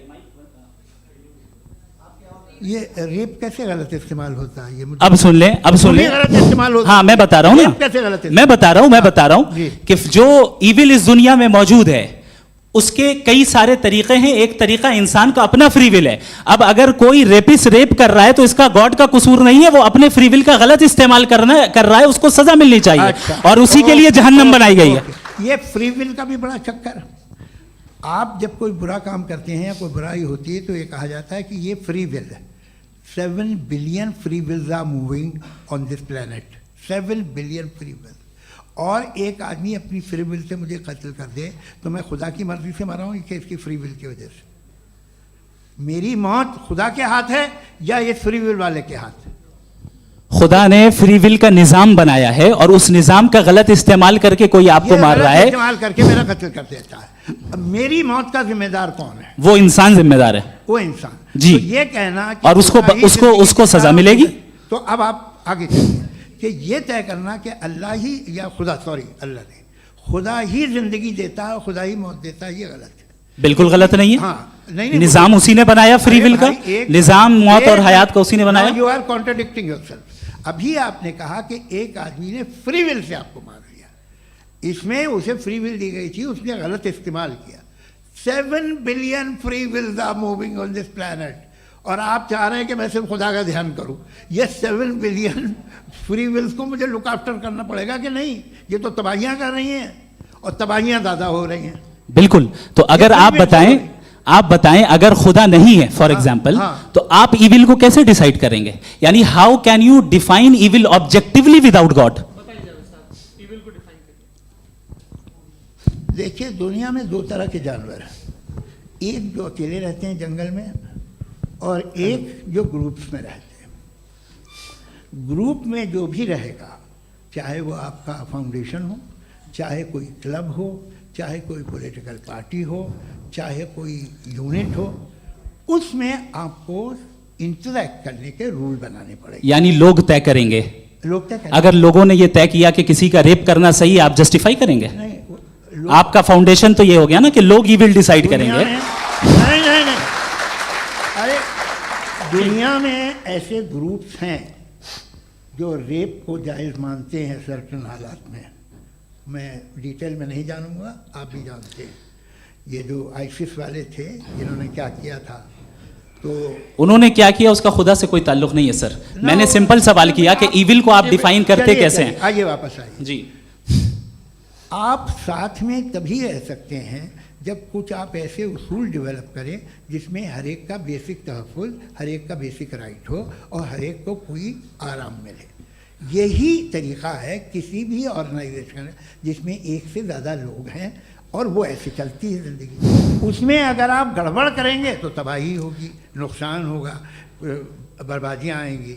और अगर उसमें आप घर ले लीजिए ना, एक हस्बैंड है, एक वाइफ है, बच्चे हैं, वालदा भी हैं, 2 बहनें भी हैं, एक भाई भी है।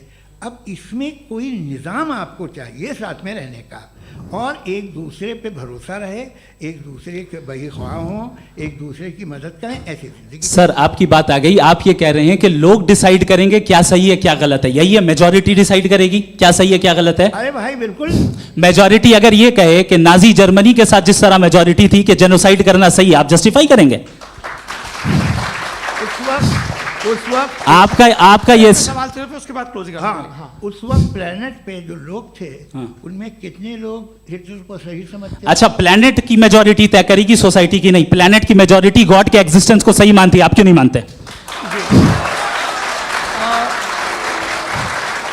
ये हेलो ये क्रॉस क्वेश्चन का राउंड यहाँ पर समाप्त होता है। और ये बड़ा अच्छा है कि इस तरह से फ्रेगमेंट कर दिया गया है ताकि जो मरकरी ऊपर जा रहा है नीचे जवाब दे दूं। जी। प्लेनेट की ज़्यादातर मेजॉरिटी कुछ दूसरे मजहबों के खुदा को मानती है। आप उन्हें क्यों नहीं, आप तो मेजॉरिटी की बात कर रहे अच्छा, हैं। ये मैंने क्लोजिंग majority की बात- आप ये कह रहे हैं इविल और गुड को डिसाइड मेजॉरिटी करेगी, मेजॉरिटी जो कर दे वो सही हो जाएगा। अरे क्लोजिंग इसको जैसा आप ही लोगों ने तय किया है उसी फॉर्मेट को फॉलो कर लेते हैं। हाँ भाई, मैंने तो भले लोगों पे एतबार किया और तब मॉडरेशन तय किया। जी, आपके पास 5 मिनट का वक्त है, क्लोजिंग आर्ग्यूमेंट है, उसके बाद हम ऑडियंस से क्वेश्चन आंसर लेंगे जावेद साहब की क्लोजिंग आर्ग्यूमेंट के बाद। ओके, टाइम स्टार्ट्स बहुत शुक्रिया। जी। हमारा जो टॉपिक है डज गॉड एग्जिस्ट, मैं इस पे इतने एकेडमिक तैयारी करके आया था, मुझे था कि मैंने सोचा था कि कई सारे मैं आर्ग्यूमेंट्स दूंगा, लेकिन वक्त की भी किल्लत और जावेद साहब बार बार इधर उधर चले जा रहे थे तो उसको भी थोड़ा एंटरटेन करना पड़ गया। डज गॉड एग्जिस्ट पे मैं एक ही आर्ग्यूमेंट दे पाया। आर्ग्यूमेंट्स बहुत हैं और डेफिनेटिव आर्ग्यूमेंट्स हैं, और मेरे आर्ग्यूमेंट को किसी एक राउंड में भी इन्होंने एंटरटेन नहीं किया और रेफ्यूट नहीं किया।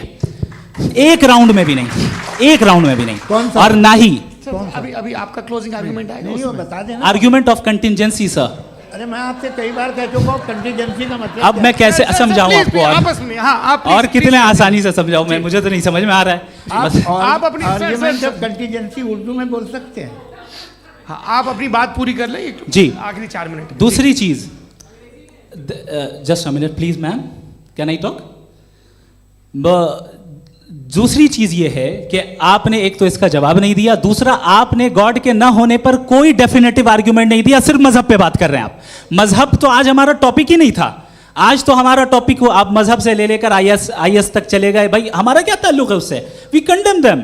और उसका गॉड से क्या ताल्लुक है? अगर कोई गलत काम कर रहा है, किसी ने किसी को कत्ल किया, किसी ने किसी का रेप किया, उसको सजा मिलनी चाहिए। और आपके पास कोई भी rational strong foundation of morality नहीं है। आपने कहा कि मेजॉरिटी तय करेगी सोसाइटी की, वो सही होगा। मैंने कहा हिटलर को फिर आप सही कहेंगे? नहीं, प्लैनेट की सोसाइटी की मेजॉरिटी तय करेगी। तो प्लैनेट की मेजॉरिटी गॉड के एग्जिस्टेंस को मानती है, आप कह रहे हैं ये रिलीजियस है।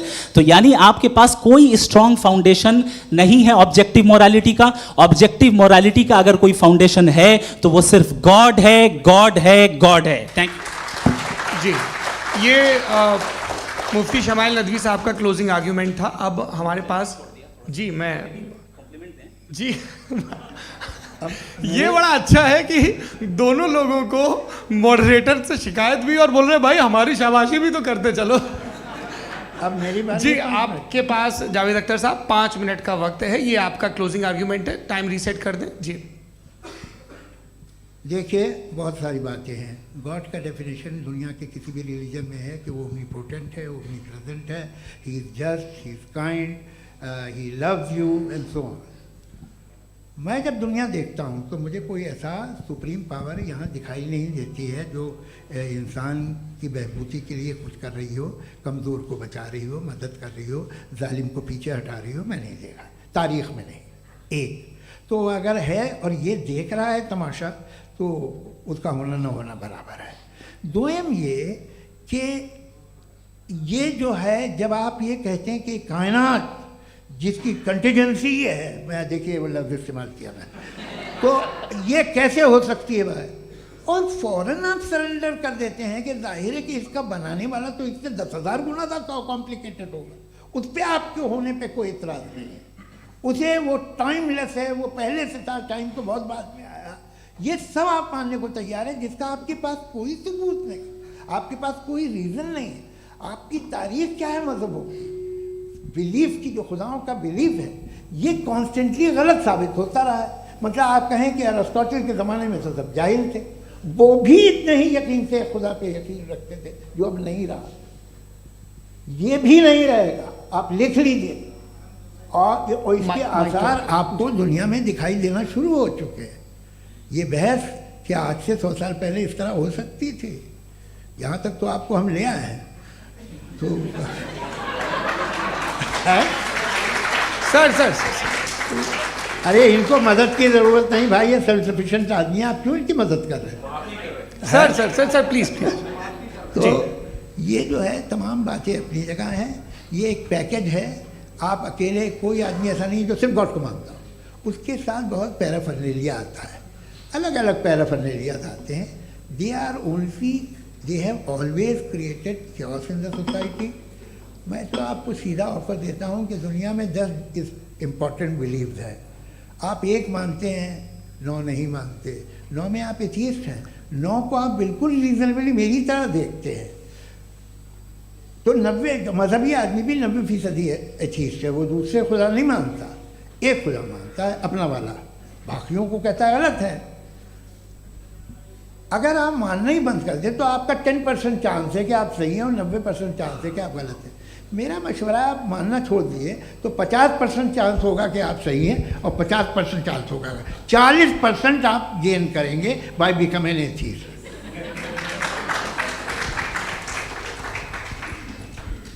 ये एक फरसूदा ख्याल है, ये ख़त्म हो रहा है। हो सकता है मेरी ज़िंदगी में ना हो, लेकिन ये हो जाएगा। जो बातें ये इनको आप मेटाफिज़िकल ये वो ऐसे रिस्पेक्टेबल टर्म दे दिए, ये तो उन लोग के हैं जिन्हें ना फिज़िक्स मालूम थी ना मेटा मालूम था, ये उन्होंने आपको दिए हैं। जी बहुत शुक्रिया आप दोनों लोगों का। और अब इस बातचीत का आखिरी राउंड शुरू होगा, डज गॉड एग्जिस्ट की ये बहस मुफ्ती शमाइल नदवी और जावेद अख्तर साहब के बीच। आप लोग अपने अपने हाथ ऊपर करेंगे, मैं यहाँ से तय करूँगा। और माइक हमारे पास है क्या? एक ही माइक है ऑडियंस के लिए? 2 माइक है, एक इस तरफ एक इस तरफ, ठीक है। तो जी सबसे पहले हमारी सहयोगी हैं मारिया शकील जी, पूछिए सवाल। थोड़ा सा रुकेंगे ताकि कैमरे का फ्रेम आप पर आ जाए, आपकी तो प्रैक्टिस है टीवी की। जी नदवी साहब, मैं खुदा को मानती हूँ, पहले मैं इसी प्रमाइस से शुरू कर रही हूँ और ये बता रही हूँ आपको, मैं मानती हूँ। लेकिन कुछ सवाल हैं जो जावेद साहब ने उठाया, उसका जवाब आपको देना चाहिए। पहला सवाल ये कि गज़ा में सालों से छोटे बच्चे मर रहे हैं, वो उनको अगर खुदा मर्सीफुल है, हम मानते हैं कि अल्लाह ताला में बहुत ताकत है, तो वो बच्चे क्यों मर रहे हैं? दूसरी बात ये कि अगर कंटिजेंसी की जो आप बात करते हैं, पूरे मुस्लिम ममालिक मिल करके भी उन गज़ा के बच्चों को क्यों नहीं बचा पा रहे हैं? क्योंकि अगर वो चाहते, क्योंकि अल्लाह ताला उन पर हुकूमत करते हैं, सब पर हुकूमत करते हैं, तो वो उनको क्यों नहीं बचा? जी थैंक यू वेरी मच। बहुत अच्छा किया आपने इस चीज़ को जिक्र कर दिया, मैं इसको और अच्छे से एक्सप्लेन करने की कोशिश करता हूँ। देखें, जहाँ तक आपने कहा कि गज़ा के बच्चों को मारा जा रहा है, देखें 2 वर्ल्ड व्यू है, एक एथीस्टिक वर्ल्ड व्यू, एक थीस्टिक वर्ल्ड व्यू है। बच्चे मर रहे हैं दोनों वर्ल्ड व्यू में, लेकिन हमारा वर्ल्ड व्यू कह रहा है कि रिकॉम्पेंस है, ये कह रहे हैं कि उनका मरना बेकार जाने वाला है, कोई उसका रिकॉम्पेंस नहीं है, चूंकि इनके यहाँ आखिरत और अल्लाह का कोई तसव्वुर या गॉड का कोई तसव्वुर नहीं है। आपने ये सवाल किया कि गॉड मर्सीफुल है, क्यों नहीं रोकता? ये मैंने बताया कि ये मिसकंसेप्शन है लोगों के दरमियान कि गॉड को सिर्फ मर्सीफुल और ओमनीपोटेंट समझते हैं। गॉड के सिर्फ यही 2 एट्रीब्यूट्स नहीं हैं, गॉड के कई सारे एट्रीब्यूट्स हैं, उनमें से अल हकीम भी है, उनमें से ऑल वाइज भी है, ऑल नोइंग भी है। लिहाजा अगर इस दुनिया में किसी को तकलीफ आ रही है और गॉड उसको नहीं रोक रहा है, वो इसलिए नहीं रोक रहा है चूंकि इंसानों को फ्री विल दिया गया है। ठीक इसी तरीके से अगर एक डॉक्टर किसी छोटे बच्चे को इंजेक्शन लगा रहा है, उसे तकलीफ पहुंच रही है, उसके लिमिटेड पर्सपेक्टिव के एतबार से ये गलत हो रहा है और डॉक्टर बुरा है। लेकिन जब आप ब्रॉडर पिक्चर को देखेंगी, आपके और हमारे पास सिर्फ एक पिक्सल है, हमें इतना नजर आ रहा है कि गज़ा में कत्ल हो रहा है, लेकिन इसके पीछे कितना रिकॉम्पेंस उनको मिलने वाला है, पूरा पिक्चर गॉड के पास है। तो एक पिक्सल से आप पूरे पिक्चर को कभी भी जज नहीं कर सकती। आप इसमें कुछ जोड़ना चाहेंगे? आपको कुछ बोलना है इसमें? भैया आपने बहुत अच्छा जस्टिफिकेशन दिया, या आप वो जो वहाँ के प्राइम मिनिस्टर इजराइल के उन्हें भेजिए, वो बहुत खुश होंगे। आप जस्टिफिकेशन दे देना कि अगर गॉड नहीं है तो बच्चे क्यों मर रहे हैं, आप बताएं। वो ये सवाल पूछ रहे हैं कि अगर आप ईश्वर का अस्तित्व नहीं मानते हैं तो उन बच्चों की मौत को आप कैसे इंटरप्रेट करते हैं? भाई ये दुनिया जो है, जो ताकतवर लोग होते हैं वो एक नाइंसाफ़ी करते हैं। तो ये अच्छा काम है आपके नज़दीक, तो नेचर नाइंसाफ़ी पे मबनी है। अरे मेरे भाई, आप नेचर की कहाँ बात कर, मैं तो इंसान की बात जी, कर। तो फिर जब मैं इंसान की बात कर रहा था, आप नेचर की बात करने लग गए। क्रॉस एग्जामिनेशन नहीं। हाँ, अब आप मुझे बोलने नहीं देंगे तो अलग बात है, आप बोलिए, मुझे कोई जल्दी नहीं। जी नहीं, ये क्रॉस एग्जामिनेशन है। मुझे बोल तो लेने दीजिए। जी बोलिए। ठीक है। बात ये है कि ह्यूमन सोसाइटी तभी साथ में रह सकती है जब वो मोहब्बत से, एकता से, एक दूसरे के एहतराम करके रहे। इसके अलावा पॉसिबल नहीं है, अकेले तो इंसान रह नहीं सकता। वहाँ पर कुछ लोग हैं जो फाउल करते हैं, वो फाउल हम हमेशा से तारीख में होता आया है। आज ये हो रहा है, जो हो रहा है बहुत बुरा हो रहा है, बहुत जालिमाना है, बहुत जाबराना है। उसको आप कहें कि ये बच्चों को कॉम्पनसेशन मिल जाएगा या इसकी इंजेक्शन है, इंजेक्शन तो हेल्थ के लिए दिया जाता है। आप ये कह रहे हैं कि ये बच्चों की जो धज्जियाँ उड़ रही हैं ये इंजेक्शन है, ये टेस्ट है, ये टेस्ट है और उस टेस्ट में उनको अगले ऐसा रिकॉम्पेंस मिलेगा जो आपके तस्वुर के बाहर है। ये आप 3 बरस के बच्चे को बारूद से उड़ा के टेस्ट ले रहे हैं। वाह, वो नहीं ले रहा है, खुदा नहीं उड़ा रहा है, इजराइल उड़ा रहा है जी। ये तो उसको कंडेम अगला करें। सवाल लेते हैं, अगला सवाल लेते हैं प्रोफेसर पुरुषोत्तम अग्रवाल। मुफ्ती साहब, एक निवेदन आपसे है कि कम से कम थोड़ा सा माइक क्लोज एक रिलीजियस और फिलोसफिकल कर रहे मैं प्लीज। एक रिलीजियस और फिलोसफिकल ट्रेडिशन है जो ब्रह्मांड को यानी यूनिवर्स को ही अंतिम मानती है। सर्वम खलु इदम ब्रह्मम, this is Chandogya Upanishad and it completely rules out the existence और नेसेसिटी, आपके शब्दों में necessity of a creator. The creation itself is the creator. तो एक मिनट प्लीज। दूसरा जो सवाल आपने अभी जो आप बार बार कह रहे हैं कि भगवान विद्वान भी है, वाइज, सब जानने वाला, तो अगर विजडम में दुनिया भर के पापों और अत्याचारों को बर्दाश्त करना शामिल है तो फिर इसका मतलब ये हुआ कि अगर मैं फ्री विल से उसको अपोज करता हूं तो ईश्वर की विजडम और मेरी फ्री विल में कॉन्ट्राडिक्शन है। Because when I am opposing whatever is happening in Gaza, then I am opposing the God's will और गॉड्स विजडम। जवाब लेते हैं क्योंकि तो गॉड की विजडम में, एक मिनट सर प्लीज सर, ये एक जुमला, गॉड की विजडम है कि गाजा में जो कुछ हो रहा है वो हो रहा है, मैं उसको अपोज कर रहा हूं तो मैं गॉड की विजडम के खिलाफ जा रहा हूं। एक सवाल। दूसरा ये नहीं आपने 2 ऑलरेडी। सर आप और सवाल कर लें लेकिन मुझे 2 जवाब दे सर, दें। सर, पहले आपने ये कहा, सुनिए मेरी बात सुनिए। भाई इजराइल के गॉड के मुताबिक तुम्हारा ठीक हो रहा है ना? नहीं हो रहा है, सीख नहीं हो रहा है, मैं बता रहा हूं क्या हो रहा है। आप तशरीफ रखिए, मैं बता रहा हूं क्या हो रहा है। Let me complete please. एक सेकंड गाइस, एक सेकंड। ये देखिए, ऐसा है कि ये सब बड़ा आपस में विचार विमर्श के बाद ये तय हुआ था कि कुछ नियम बना लिए जाएं ताकि एक टाइम बाउंड बातचीत चले। और भाई साहब, आप बड़ा ज़रूरी काम कर रहे हैं लेकिन कैमरे के फ्रेम में आके उस काम को गड़बड़ कर दे रहे हैं। ठीक है गुरु, अब मेरे को कहीं का गुस्सा कहीं निकालना था, सॉरी। नहीं, कोई गुस्सा नहीं है जी। तो प्रोफेसर ने सवाल पूछे, आप उनके जवाब दें और थोड़ा ये सब लोग थोड़ा ख्याल रखें भाई, सवाल संक्षिप्त रखें जी। आपने 2 सवाल किए। सबसे पहला ये कहा कि हमारे पास ये कॉन्सेप्ट है कि ये यूनिवर्स खुद नेसेसरी बीइंग है, creation itself is the creator. How irrational is this कि मैं एग्जिस्ट करूंगा बाद में लेकिन अभी एग्जिस्ट कर भी रहा हूं, यानी एक ही टाइम में एग्जिस्ट भी कर रहे हैं नहीं भी कर रहे हैं। This is not true. दूसरी चीज आपने कहा कि अगर इजराइल में, सॉरी माफ कीजिएगा, Israel doesn't exist, occupied Palestine में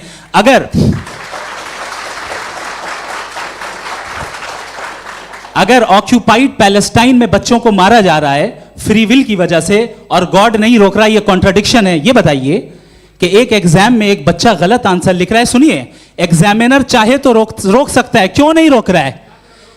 ये कॉन्ट्रडिक्शन है, ये कॉन्ट्रडिक्शन नहीं है। माइक नहीं सर, ये आपस में जी, ये क्या आपका सवाल? माइक दीजिए। फ्री विल दिया गया है टेस्ट के लिए, अकाउंटेबिलिटी के लिए। अगर फ्री विल नहीं होता तो आप कहते हैं हमें रोबोट बना दिया गया। नॉट मिसरिप्रेजेंट माय पोजीशन, आपकी जो भी पोजीशन, मैं अपनी फ्री विल के नाते, अपने ह्यूमन विजडम के नाते गाजा में हो रही अत्याचार का विरोध करता हूं। बिल्कुल करना चाहिए। के हिसाब से मैं गॉड की विजडम का विरोध कर रहा हूं? बिल्कुल नहीं, जो हो रहा है गॉड, बिल्कुल भी नहीं, बिल्कुल भी नहीं।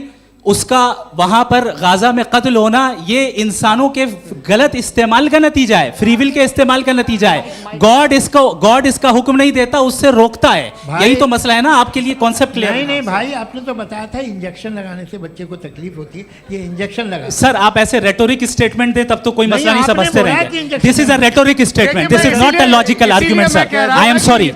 आखिरी 30 मिनट बड़े मुश्किल होने वाले हैं जी। मुफ्ती साहब आगे बैठे हैं, इनको माइक दीजिए। हाँ तरुण, माइक आप अपने पास रखिए, आपको कैमरे का फ्रेम पता है जी। सबसे पहले दोनों को मुबारकबाद। एक सर अपना आप नाम बता दें। आप अमेरिका में शिकागो में रहते हैं, इतना मुझे याद है। बताया आपको, यासिर नदीम अलवाजदी मेरा नाम है। जावेद सर, आपसे एक क्वेश्चन है इन्फिनिट रिग्रेस के ताल्लुक से। एक हाइपोथेटिकल सिनेरियो है, मसलन अगर आप सर माइक थोड़ा सा प्लीज क्लोज रखिए जी। अगर आप शायर इसलिए हैं कि आपके कोई उस्ताद शायर थे और वो इसलिए शायर थे कि उनके कोई उस्ताद शायर थे, और इसी तरीके से हम माजी में पीछे चलते चलते चले जाएं और कहीं ना रुके तो माफ़ कीजिएगा आप कभी शायर नहीं हो सकते। लेकिन आप शायर हैं, आपका शायर एग्जिस्ट करता है, इसका मतलब ये है कि आप कहीं ना कहीं रुके हैं। तो मेरा सवाल ये है कि क्या आप इन्फिनिट रिग्रेस ऑफ कॉजेस को लॉजिकल फैलेसी मानते हैं या नहीं मानते? हाँ या ना? मैं इन्हें लॉजिकल फैलेसी नहीं मानता हूँ, लेकिन मेरा प्रॉब्लम यह है कि जब मैं नहीं मानता हूँ तो I will continue with this logic जो फैलेसी नहीं हो। आप एक जगह रुक जाते हैं जाके, आप कहते हैं ये गेंद कैसे बनी, ये जजीरा कैसे बना, ये समंदर कैसे बना, ये ज़मीन कैसे बनी, और अचानक गॉड पे जाके आपको ब्रेक लग जाता है। एक बार आप सवाल नहीं करते कि भाई इनको बनाने वाला तो इनसे भी कॉम्प्लिकेटेड होगा, वो कैसे बना, उसके बारे में आपने इत्मीनान कर लिया, वो हमेशा से है। तो अगर आप उसे हमेशा से मानते हैं तो फिर ये मान लीजिए कि कायनात हमेशा से है, क्या तकलीफ है? फिर हम वजूद में नहीं आते ना। जी हैं? हम मौजूद नहीं। अच्छा सर क्यों नहीं हो मैं सकते? बताऊंगा प्लीज प्लीज। जैसे मैंने मिसाल दी आपके शेर की, आपका शेर कभी वजूद में ना आता अगर शायर इसी तरह चलते रहते हमेशा। जी माइक मेरे ख्याल से एक सेकंड, इन्फिनिट रिग्रेस का कॉन्सेप्ट क्लियर नहीं हो पाया, ऐसे रहने दें, लेट्स मूव ऑन सर। ठीक है। हाँ थोड़ा सा मॉडरेटर का भी ख्याल रखें। नहीं आपने तो रखा है, आपने रखा है। यहाँ पे गौहर रजा साहब हैं, वो भी एक सवाल पूछना चाहते हैं। माइक नीचे से ऑन कर दिए, नीचे। पहले तो ये कह दूं कि मैं उन बच्चों से शर्मिंदा हूं जिनको गज़ा में कत्ल किया गया, क्योंकि हमारे होते हुए कत्ल किया गया। लेकिन उससे ज़्यादा शर्मिंदगी इस बात से हुई कि मुझे लगा कि मुफ्ती साहब उसको जस्टिफाई कर रहे हैं। बिल्कुल भी नहीं, आप बहुत ही गलत। मुझे लगा मैं गलत हो सकता हूं, बिल्कुल गलत मैं है। सवाल पूछ रहा हूं, सवाल मैं देखिए, सवाल अगर पूछ रहा हूं। एक मैं जावेद भाई से डिसएग्री करता हूं। एक सेकंड देखिए, अगर देखिए ऐसा एक सेकंड आप सर वेट अरे आप कुछ मेरे पहले मुझे अपनी बात कह लेने दीजिए। अगर ऑडियंस तय करेगी तो फिर मॉडरेटर का मतलब नहीं। मेरा आप सबसे ये कहना है, ये बहस दो लोगों के बीच में है, एक तरफ मुफ्ती साहब, एक तरफ जावेद साहब। पिछले 1.5 घंटे से ये लोग अपने अपने तर्क रख रहे हैं। आपकी इनसे इत्तेफाकी हो सकती है, ना इत्तेफाकी हो सकती है। मेरे उस्ताद मुझे सिखा गए हैं कि मुखामुखम में असहमति की गुंजाइश बची रहनी चाहिए। अगर मैं आपकी बहुत इज्जत करता हूँ गौहर साहब, आपने जो कमाल की किताबें लिखी, साइंटिफिक टेम्परामेंट, लेकिन मेरी ये गुजारिश है आप सबसे कि यदि आप इन लोगों ने जो बोला उन पर टिप्पणियां करेंगे तो ना वक्त की पाबंदी रहेगी ना वो अनुशासन। आप सवाल पूछ लें, उस सवाल में जो बात आ जाए वो आ जाए। मैं जावेद साहब से डिसएग्री करता हूं, इसलिए जावेद साहब से सवाल पूछ रहा हूं। आपका सवाल जावेद अख्तर साहब से। और सवाल ये है मेरा कि जावेद साहब ने कई बार लॉजिक का इस्तेमाल किया कि साइंस में लॉजिक है और रिलीजन में लॉजिक नहीं है। मेरा ख्याल ये है कि रिलीजन में भी लॉजिक है, लेकिन उस लॉजिक की बेसिस ये है कि आप रुक जाते हैं, जिसका जिक्र जावेद साहब ने बार बार किया, यानी खुदा के तसव्वुर पे आते हुए, गॉड के तसव्वुर पे आते हुए रुक जाते हैं। और इसमें सवाल पूछना मतलब फॉरबिडन होता है। सवाल ये है कि क्या जावेद साहब इससे एग्री करते हैं कि साइंस की लॉजिक अलग है और रिलीजन की लॉजिक अलग है? बताइए सर। देखिए, 3 चीज़ें हैं, साइंस है, एक है मंतिक है, इस्तिदलाल है, और एक जो है कुछ भी नहीं है, फेथ है, अकीदा है। मैं अकीदे की लॉजिक का कायल नहीं हूँ। मुझे आप इस्तिदलाल से, लॉजिक से, रीज़न से समझाइए, मैं मानने को तैयार हूँ, मेरा क्या नुकसान होगा। लेकिन ये कि अकीदे पे मैं नहीं जा सकता हूँ। अकीदे का मतलब है कि तुम ये मान लो, सवाल ना करो, ये नहीं। आप सारी बातें करके, बड़ी साइंटिफिक बातें करके एक जगह जाके खुदा के वजूद पे रुक जाते हैं, सरेंडर कर देते हैं। मैं सरेंडर करने को तैयार नहीं। That's all. जी, ये आगे सर बैठे हुए हैं, इनको माइक दीजिए। भाई वो आप पूछना चाह रहे थे ना भाई? हाँ, नहीं मैं ये थैंक यू जी। आपका नाम? आसिम इफ्तिखार। आसिफ जी, पूछिए। सर, जावेद सर से सवाल है कि आपने अपने माइक थोड़ा करीब है। अपने क्लोजिंग स्टेटमेंट में बात कही थी कि मज़हब का जो फ्यूचर है वो ज़्यादा दिन नहीं जाने वाला है, लेकिन मैं देख पा रहा हूँ कि जो ऑक्सफोर्ड यूनिवर्सिटी की एक स्टडी है 2011 में हुई है, जिसके 50 एकेडमिशियंस ने इसको अंजाम दिया था, उसमें वो ये कहते हैं कि जो फेथ इन गॉड है वो इनबिल्ट है ह्यूमन नेचर के अंदर, जिसको हम कहते हैं फितरत के अंदर शामिल है वो। और वो ये कहते हैं कि अगर कोई ये समझता है कि मज़हब को वो ख़त्म कर देगा तो ये उसकी गलत फहमी है। तो आप इसके बारे में, इस स्टडीज़ के बारे में क्या कहते हैं? ठीक है, मैं उनसे एग्री नहीं करता हूँ। वो कौन से प्रोफेसर होंगे, ऐसा उनके क्या पास डेटा है, इन्होंने डेटा के बेस होगा। डेटा क्या हो सकता है? फ्यूचर का डेटा तो नहीं हो सकता ना उनके पास, प्रेजेंट का डेटा हो सकता है। डेटा आपने सुना 100 साल पहले का बाद का डेटा? मैंने तो नहीं सुना आज तक। तो आज उनकी ये राय है और होगी राय, ठीक है। दुनिया में तरह तरह की राय है लोग, लेकिन मैं समझता हूँ कि वक्त के साथ इंसान ज़्यादा से ज़्यादा रीज़नेबल और लॉजिकल होता जा रहा है।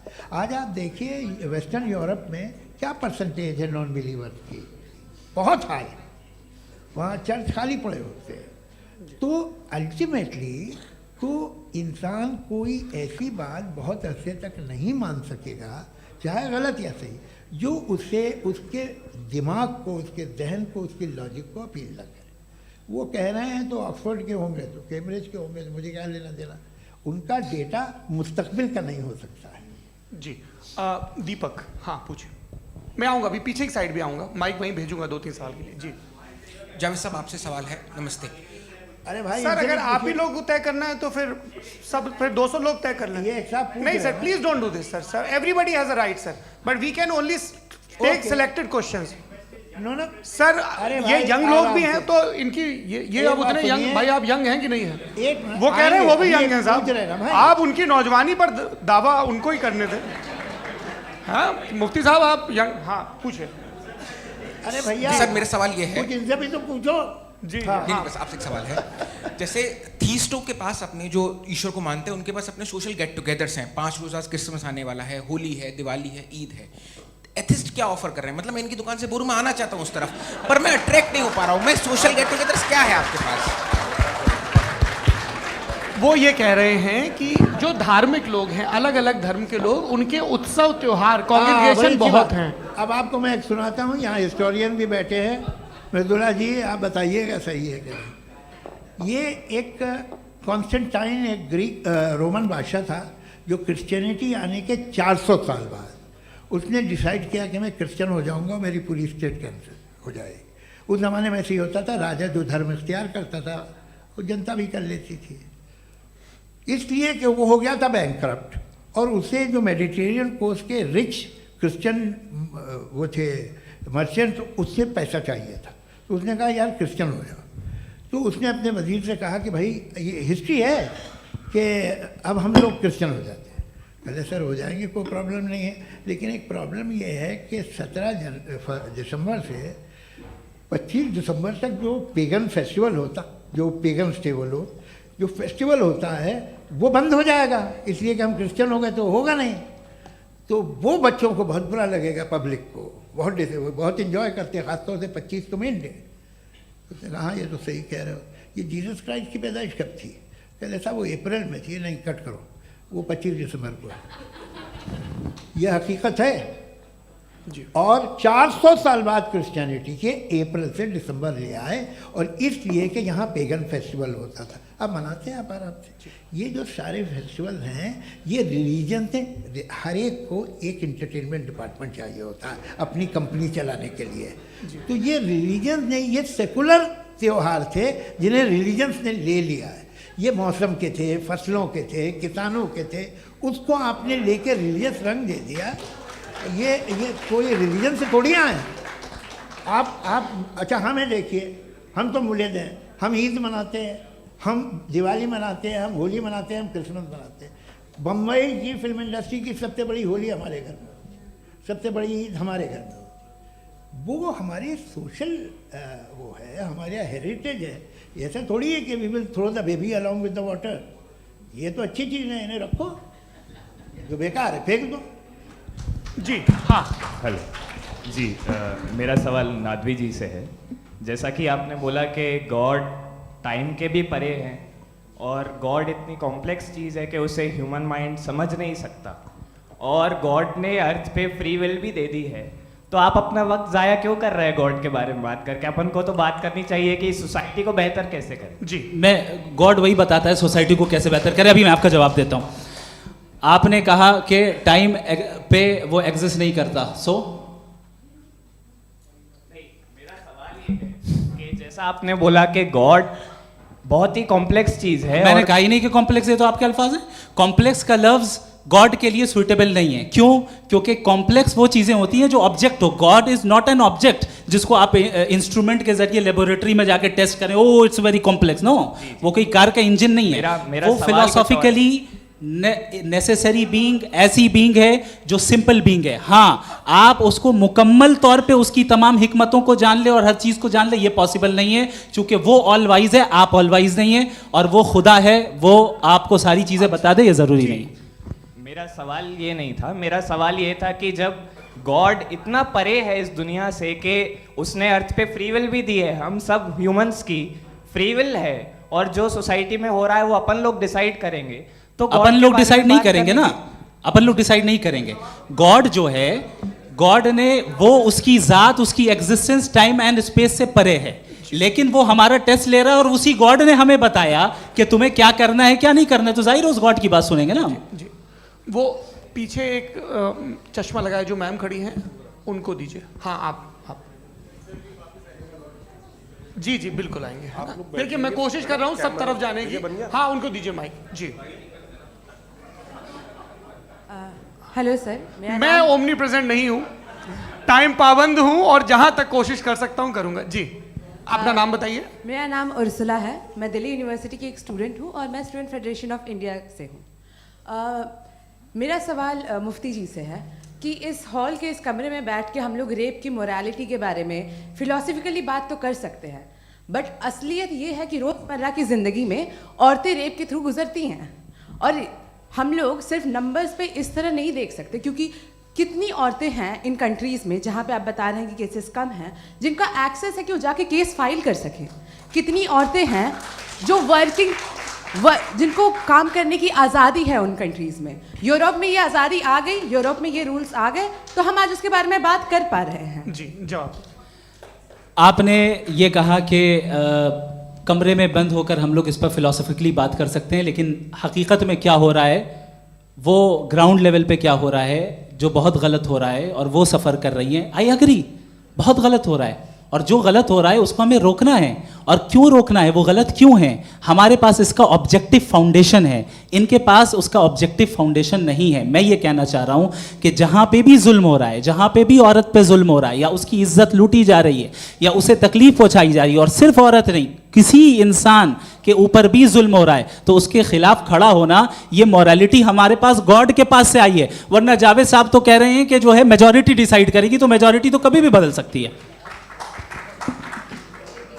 क्या आप हाँ। ये थोड़ी सी आपको गलतफहमी है। मैं अगर मेरे जुमले से ये मदनत निकला या मैंने कहा, तो ये जुमला मैं वापस लेता हूँ, ये मेरा मतलब ही नहीं था कि मेजॉरिटी डिसाइड करेंगे। मेजॉरिटी डिसाइड करे तो दुनिया में बड़ी, वैसे आपने कहा था ये जुमला, अच्छा हो, मैं मान रहा हूँ, बाद में रिकैप कर लेंगे। अरे एक सेकंड, मैं अपनी एक्सप्लेनेशन देता हूँ। मुनासिब बात यह है कि हम सब के सब दिल में जानते हैं कि क्या अच्छा है क्या बुरा है, हमें पता है अच्छी तरह से। जो लोग बुरे काम करते हैं उन्हें भी मालूम अच्छा क्या है। यही तो सवाल था हजरत कि फिर ये मोरालिटी आई कहाँ से? Cross examination. हाँ जी, हाँ, मोरालिटी साथ रहने की डिजायर से आई है। यानी साथ रहकर जो कुछ कह दे, जो कुछ कर दे, वो हो जाएगा? नहीं नहीं, तो आप कायदे से रह ही कर सकते हैं जब तक लोगों में मोरालिटी हो, वरना क्यास हो जाएगा। ये आपको कैसे पता? जी, हमने देखा ना, जहाँ मोरालिटी का क्यास हो गया, हम देखते हैं। कहाँ पे देखते भाई? दुनिया में। आप जो कह रहे हैं, आप कहीं पे अगर गलत हो रहा है तो उसको आप गलत देखिए। आप एपिस्टेमोलॉजी की बात कर रहे हैं, मैं ऑन्टोलॉजी की बात कर रहा हूं। मैं इस बहस के बाद आप दोनों लोगों को चाय पे होस्ट करूंगा, वहां पे क्रॉस एग्जामिनेशन कर लीजिएगा। अभी ऑडियंस का हक मार रहे हैं आप लोग भाई, सर जस्ट लोग हैं आप लोग।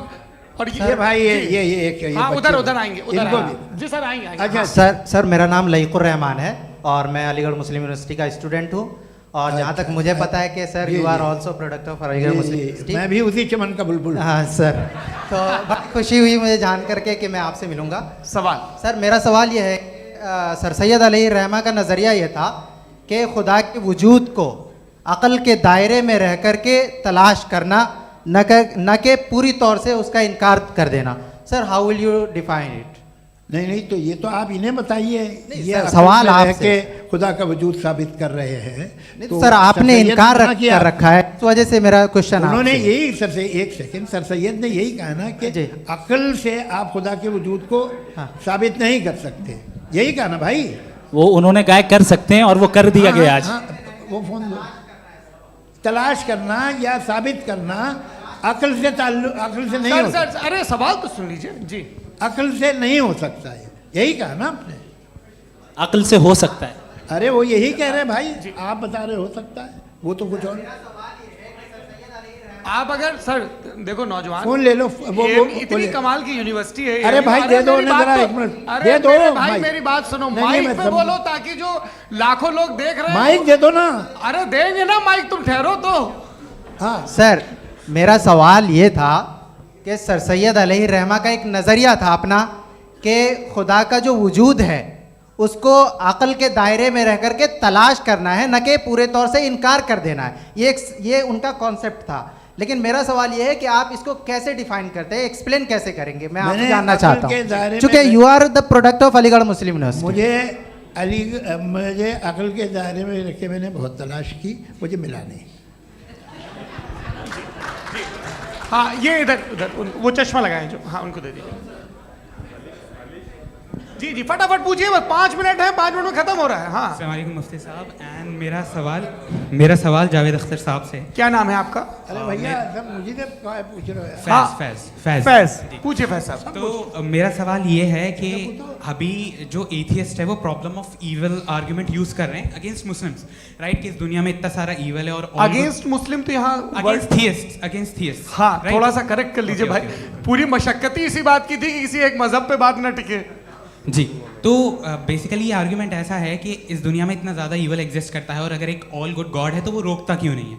लेकिन इस सवाल में एक हिडन अजम्पशन ये है कि इस दुनिया में ईवल एग्जिस्ट करता है। अब एथियस्ट ये कैसे ऑन्टोलॉजिकली प्रूव कर सकते हैं कि इस दुनिया में ईवल एग्जिस्ट करता है? मैं आपको बताता हूँ, थोड़ा सा समझा। नहीं सर हम लोग इनको सुनने आए। नहीं please don't do that. I want to explain ontologically. नहीं हम समझ गए सर, इनको अब जवाब देने दीजिए। अच्छा सवाल पूछ लो। मैं अभी तक क्या था वो मैं थोड़ा सा ऐड ऑन कर लेता हूँ। तुम गुरु, तो हम जब इसका राउंड 13 करेंगे ना तब तुमको स्टेज पे बिठाएंगे। जी तो हाँ जल्दी से। तो देखिए एथियज्म के हिसाब से सब कुछ रैंडमली बन गया है, सब कुछ एटम्स और मॉलिक्यूल्स है। एक पत्थर में और मुझ में सिर्फ इतना फर्क है कि हम लोग एटम्स और मॉलिक्यूल्स का अलग अलग रीअरेंजमेंट है। अब एक पत्थर को कोई इंसान तलवार से 2 टुकड़ों में काट दे या मुझे, according to atheism it is same. There is no evil and good according to atheism. जी अच्छा फैज साहब का सवाल ये है कि हाँ कोशिश भी करते तो इससे गलत सवाल नहीं कर पाते। एक लाइफ फॉर्म है और लाइफ फॉर्म में फीलिंग्स हैं, मतलब लाइफ फॉर्म सुनता है, देखता है, टेस्ट कर सकता है, फील कर सकता है। तो उसकी जो ये जो क्वालिटी इस बबल में आ गई हैं वो जानवर में भी है, इंसान में भी है। तो जाहिर है कि उसे कोई तकलीफ पहुंचेगी तो चूंकि उसके पास वो सेंसिटिविटी है तो मैं करेगा, पत्थर में वो सेंसिटिविटी नहीं है। तो ये क्या सवाल हुआ कि अगर पत्थर को काटा तो पत्थर को तकलीफ नहीं होती, तो आपको काटे तो आपको क्यों तकलीफ हो? बैठ जाइए जी। हाँ अगला सवाल। हाँ पूछे जी जावेद अख्तर साहब। अरे भैया सब आप लोग मुफ्ती साहब को छोड़ रहे हैं, तो मेरे ही पीछे पड़े हैं क्या? फिर चलो बोलो भाई। You asked how God can exist when children die in Gaza. हाँ? You asked how God can exist when children die in Gaza, and you also mentioned the rise of atheism in Europe. But the same events also are leading many atheists and non-believers to turn towards faith. How do you interpret this contradiction, where suffering pushes some away from God, yet brings others closer to belief? देखिए आपको एक बात बताऊं, दुनिया perfect तो कहीं भी नहीं है, हर जगह कुछ खामियां हैं। बेटा एक मिनट आप ही को कहेंगे, देखो वो तो कुछ खामियां, कमज़ोरियां, खराबियां सब जगह है। लेकिन अगर देखोगे ईमानदारी से कि दुनिया सबसे ज़्यादा महज़ब कहाँ है, एक आम शहरी को कहाँ हुकूक हासिल हैं, वो बोल सकता है, अपनी मर्ज़ी से काम कर सकता है, अपनी मर्ज़ी से राय दे सकता है, हुकूमत के ख़िलाफ़ बोल सकता है, बरसरे इक़्तिदार लोगों के बारे में बोल सकता है, सरमायादारों के ख़िलाफ़ बोल सकता है। तो आपको ये स्कैंडिनेवियन कंट्रीज़ में मिलेगा, वेस्टर्न यूरोप में मिलेगा। मैं नहीं कह रहा वो परफेक्ट है, बिल्कुल नहीं, वहाँ बहुत ख़राबियाँ भी हैं, परफेक्ट तो कोई।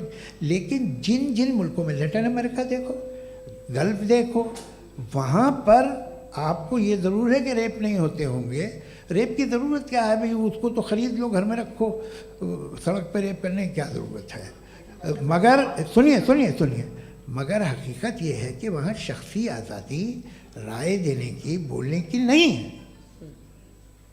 जी, ये एक आखिरी सवाल मुफ्ती साहब से। हाँ मैम, इनको माइक दीजिए। शुक्रिया। मेरा नाम मनीषा है, मैं हरियाणा से आई हूँ। मैं मुफ्ती साहब से एक बात पूछना चाहती हूँ। आप बार बार जावेद साहब को कॉन्ट्राडिक्ट तो कर रहे हैं कि आपने ये कहा, लेकिन आप भी अजम्पशंस के बेसिस पे बात कर रहे हैं। आपने खुदा के होने का कौन सा प्रूफ पेश किया है, खुदा की एग्जिस्टेंस का? अब इस सवाल को अलग रहने दीजिए, कौन एथीस्ट है कौन नहीं है। और दूसरी बात जो आपने एक छोटी सी कही थी कि ये फ्री विल का इस्तेमाल करता है इंसान अपनी, लेकिन इस फ्री विल का इस्तेमाल में मतलब खुदा ने ये दे दी सबको ये इजाज़त कि वो कितना घिनौनापन और कितने ज़्यादा ख़राब से ख़राब तरीके इस्तेमाल कर सकता है। जवाब सुनते जी।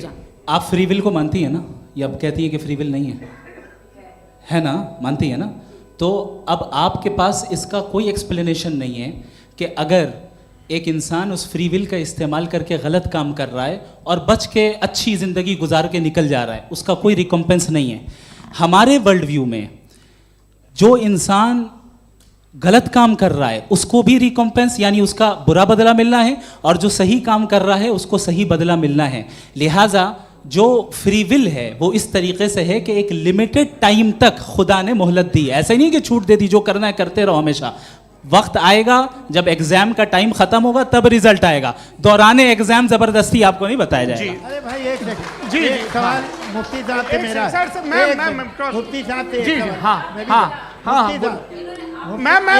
सवाल, रुक जाइए, आपसे फोन, आप इसके बाद आपसे माइक छीन चुका। बोलिए। मैं मुफ्ती साहब एक ही सवाल करता हूँ कि अगर जो हो रहा है फ्री विल से हो रहा है और एक दिन बरोज़ क़यामत इंसाफ होगा मैशर में वगैरह वगैरह, तो दुआ क्यों मांगते हैं लोग? दुआ मांगते हैं इसके मतलब है अभी भी उसने ये डिपार्टमेंट रखा है कि मैं रोज़मर्रा की ज़िंदगी में बिल्कुल बिल्कुल ही कैन। तो तुम कैन हो, तुम मुझे नौकरी दिला देते हो, मेरे बेटे को ग्रीन कार्ड दिला देते हो, और 45,000 बच्चे मरते हो, उन्हें रोकते नहीं हो। नहीं तो क्या आप ये कह रहे हैं कि इस दुनिया में जालिमों को कभी पकड़ ही नहीं होती है? अरे जो भी पकड़ होगी वो बच्चे रोते हैं। बिल्कुल, देखिए मैंने अपने ओपनिंग स्टेटमेंट में यही कहा था कि जनाब जावेद साहब सिर्फ इमोशनल आर्गुमेंट देंगे। This is an emotional argument. ये छोटे मोटे इसके पीछे का रीजन मैंने बताया क्या है, इसके पीछे का रीजन क्या है मैंने बताया। मंच से आप लोगों को सज्जनों इसलिए कह रहा हूं ताकि थोड़ा सा आपके कॉन्शियंस पे जोर रहे कि आपको ऑर्डर बचा के रखना है। वक्त तय हुआ था, ये वक्त पूरा हुआ, आपने इतने धैर्यपूर्वक सुना, मैं आप सबका बहुत बहुत शुक्रगुजार हूं। यदि इन दोनों विद्वानों की इच्छा होगी तो कभी हम इस बातचीत का राउंड 2, राउंड 3, यही तो देखिए खूबी है इंसान की कि बहस मुबाहसे में वो पड़ा रहता है। आप लोगों ने बड़े धैर्य का परिचय दिया, बहुत बहुत शुक्रिया। इसी के साथ ये बातचीत यहाँ पे समाप्त होती है। आप लोग को मैं एक बात बता दूं, ये सारी बहस हो गई, अब मुफ्ती साहब और बड़े मुफ्ती साहब इन साथ के साथ मैं खाना खाने वाला हूँ।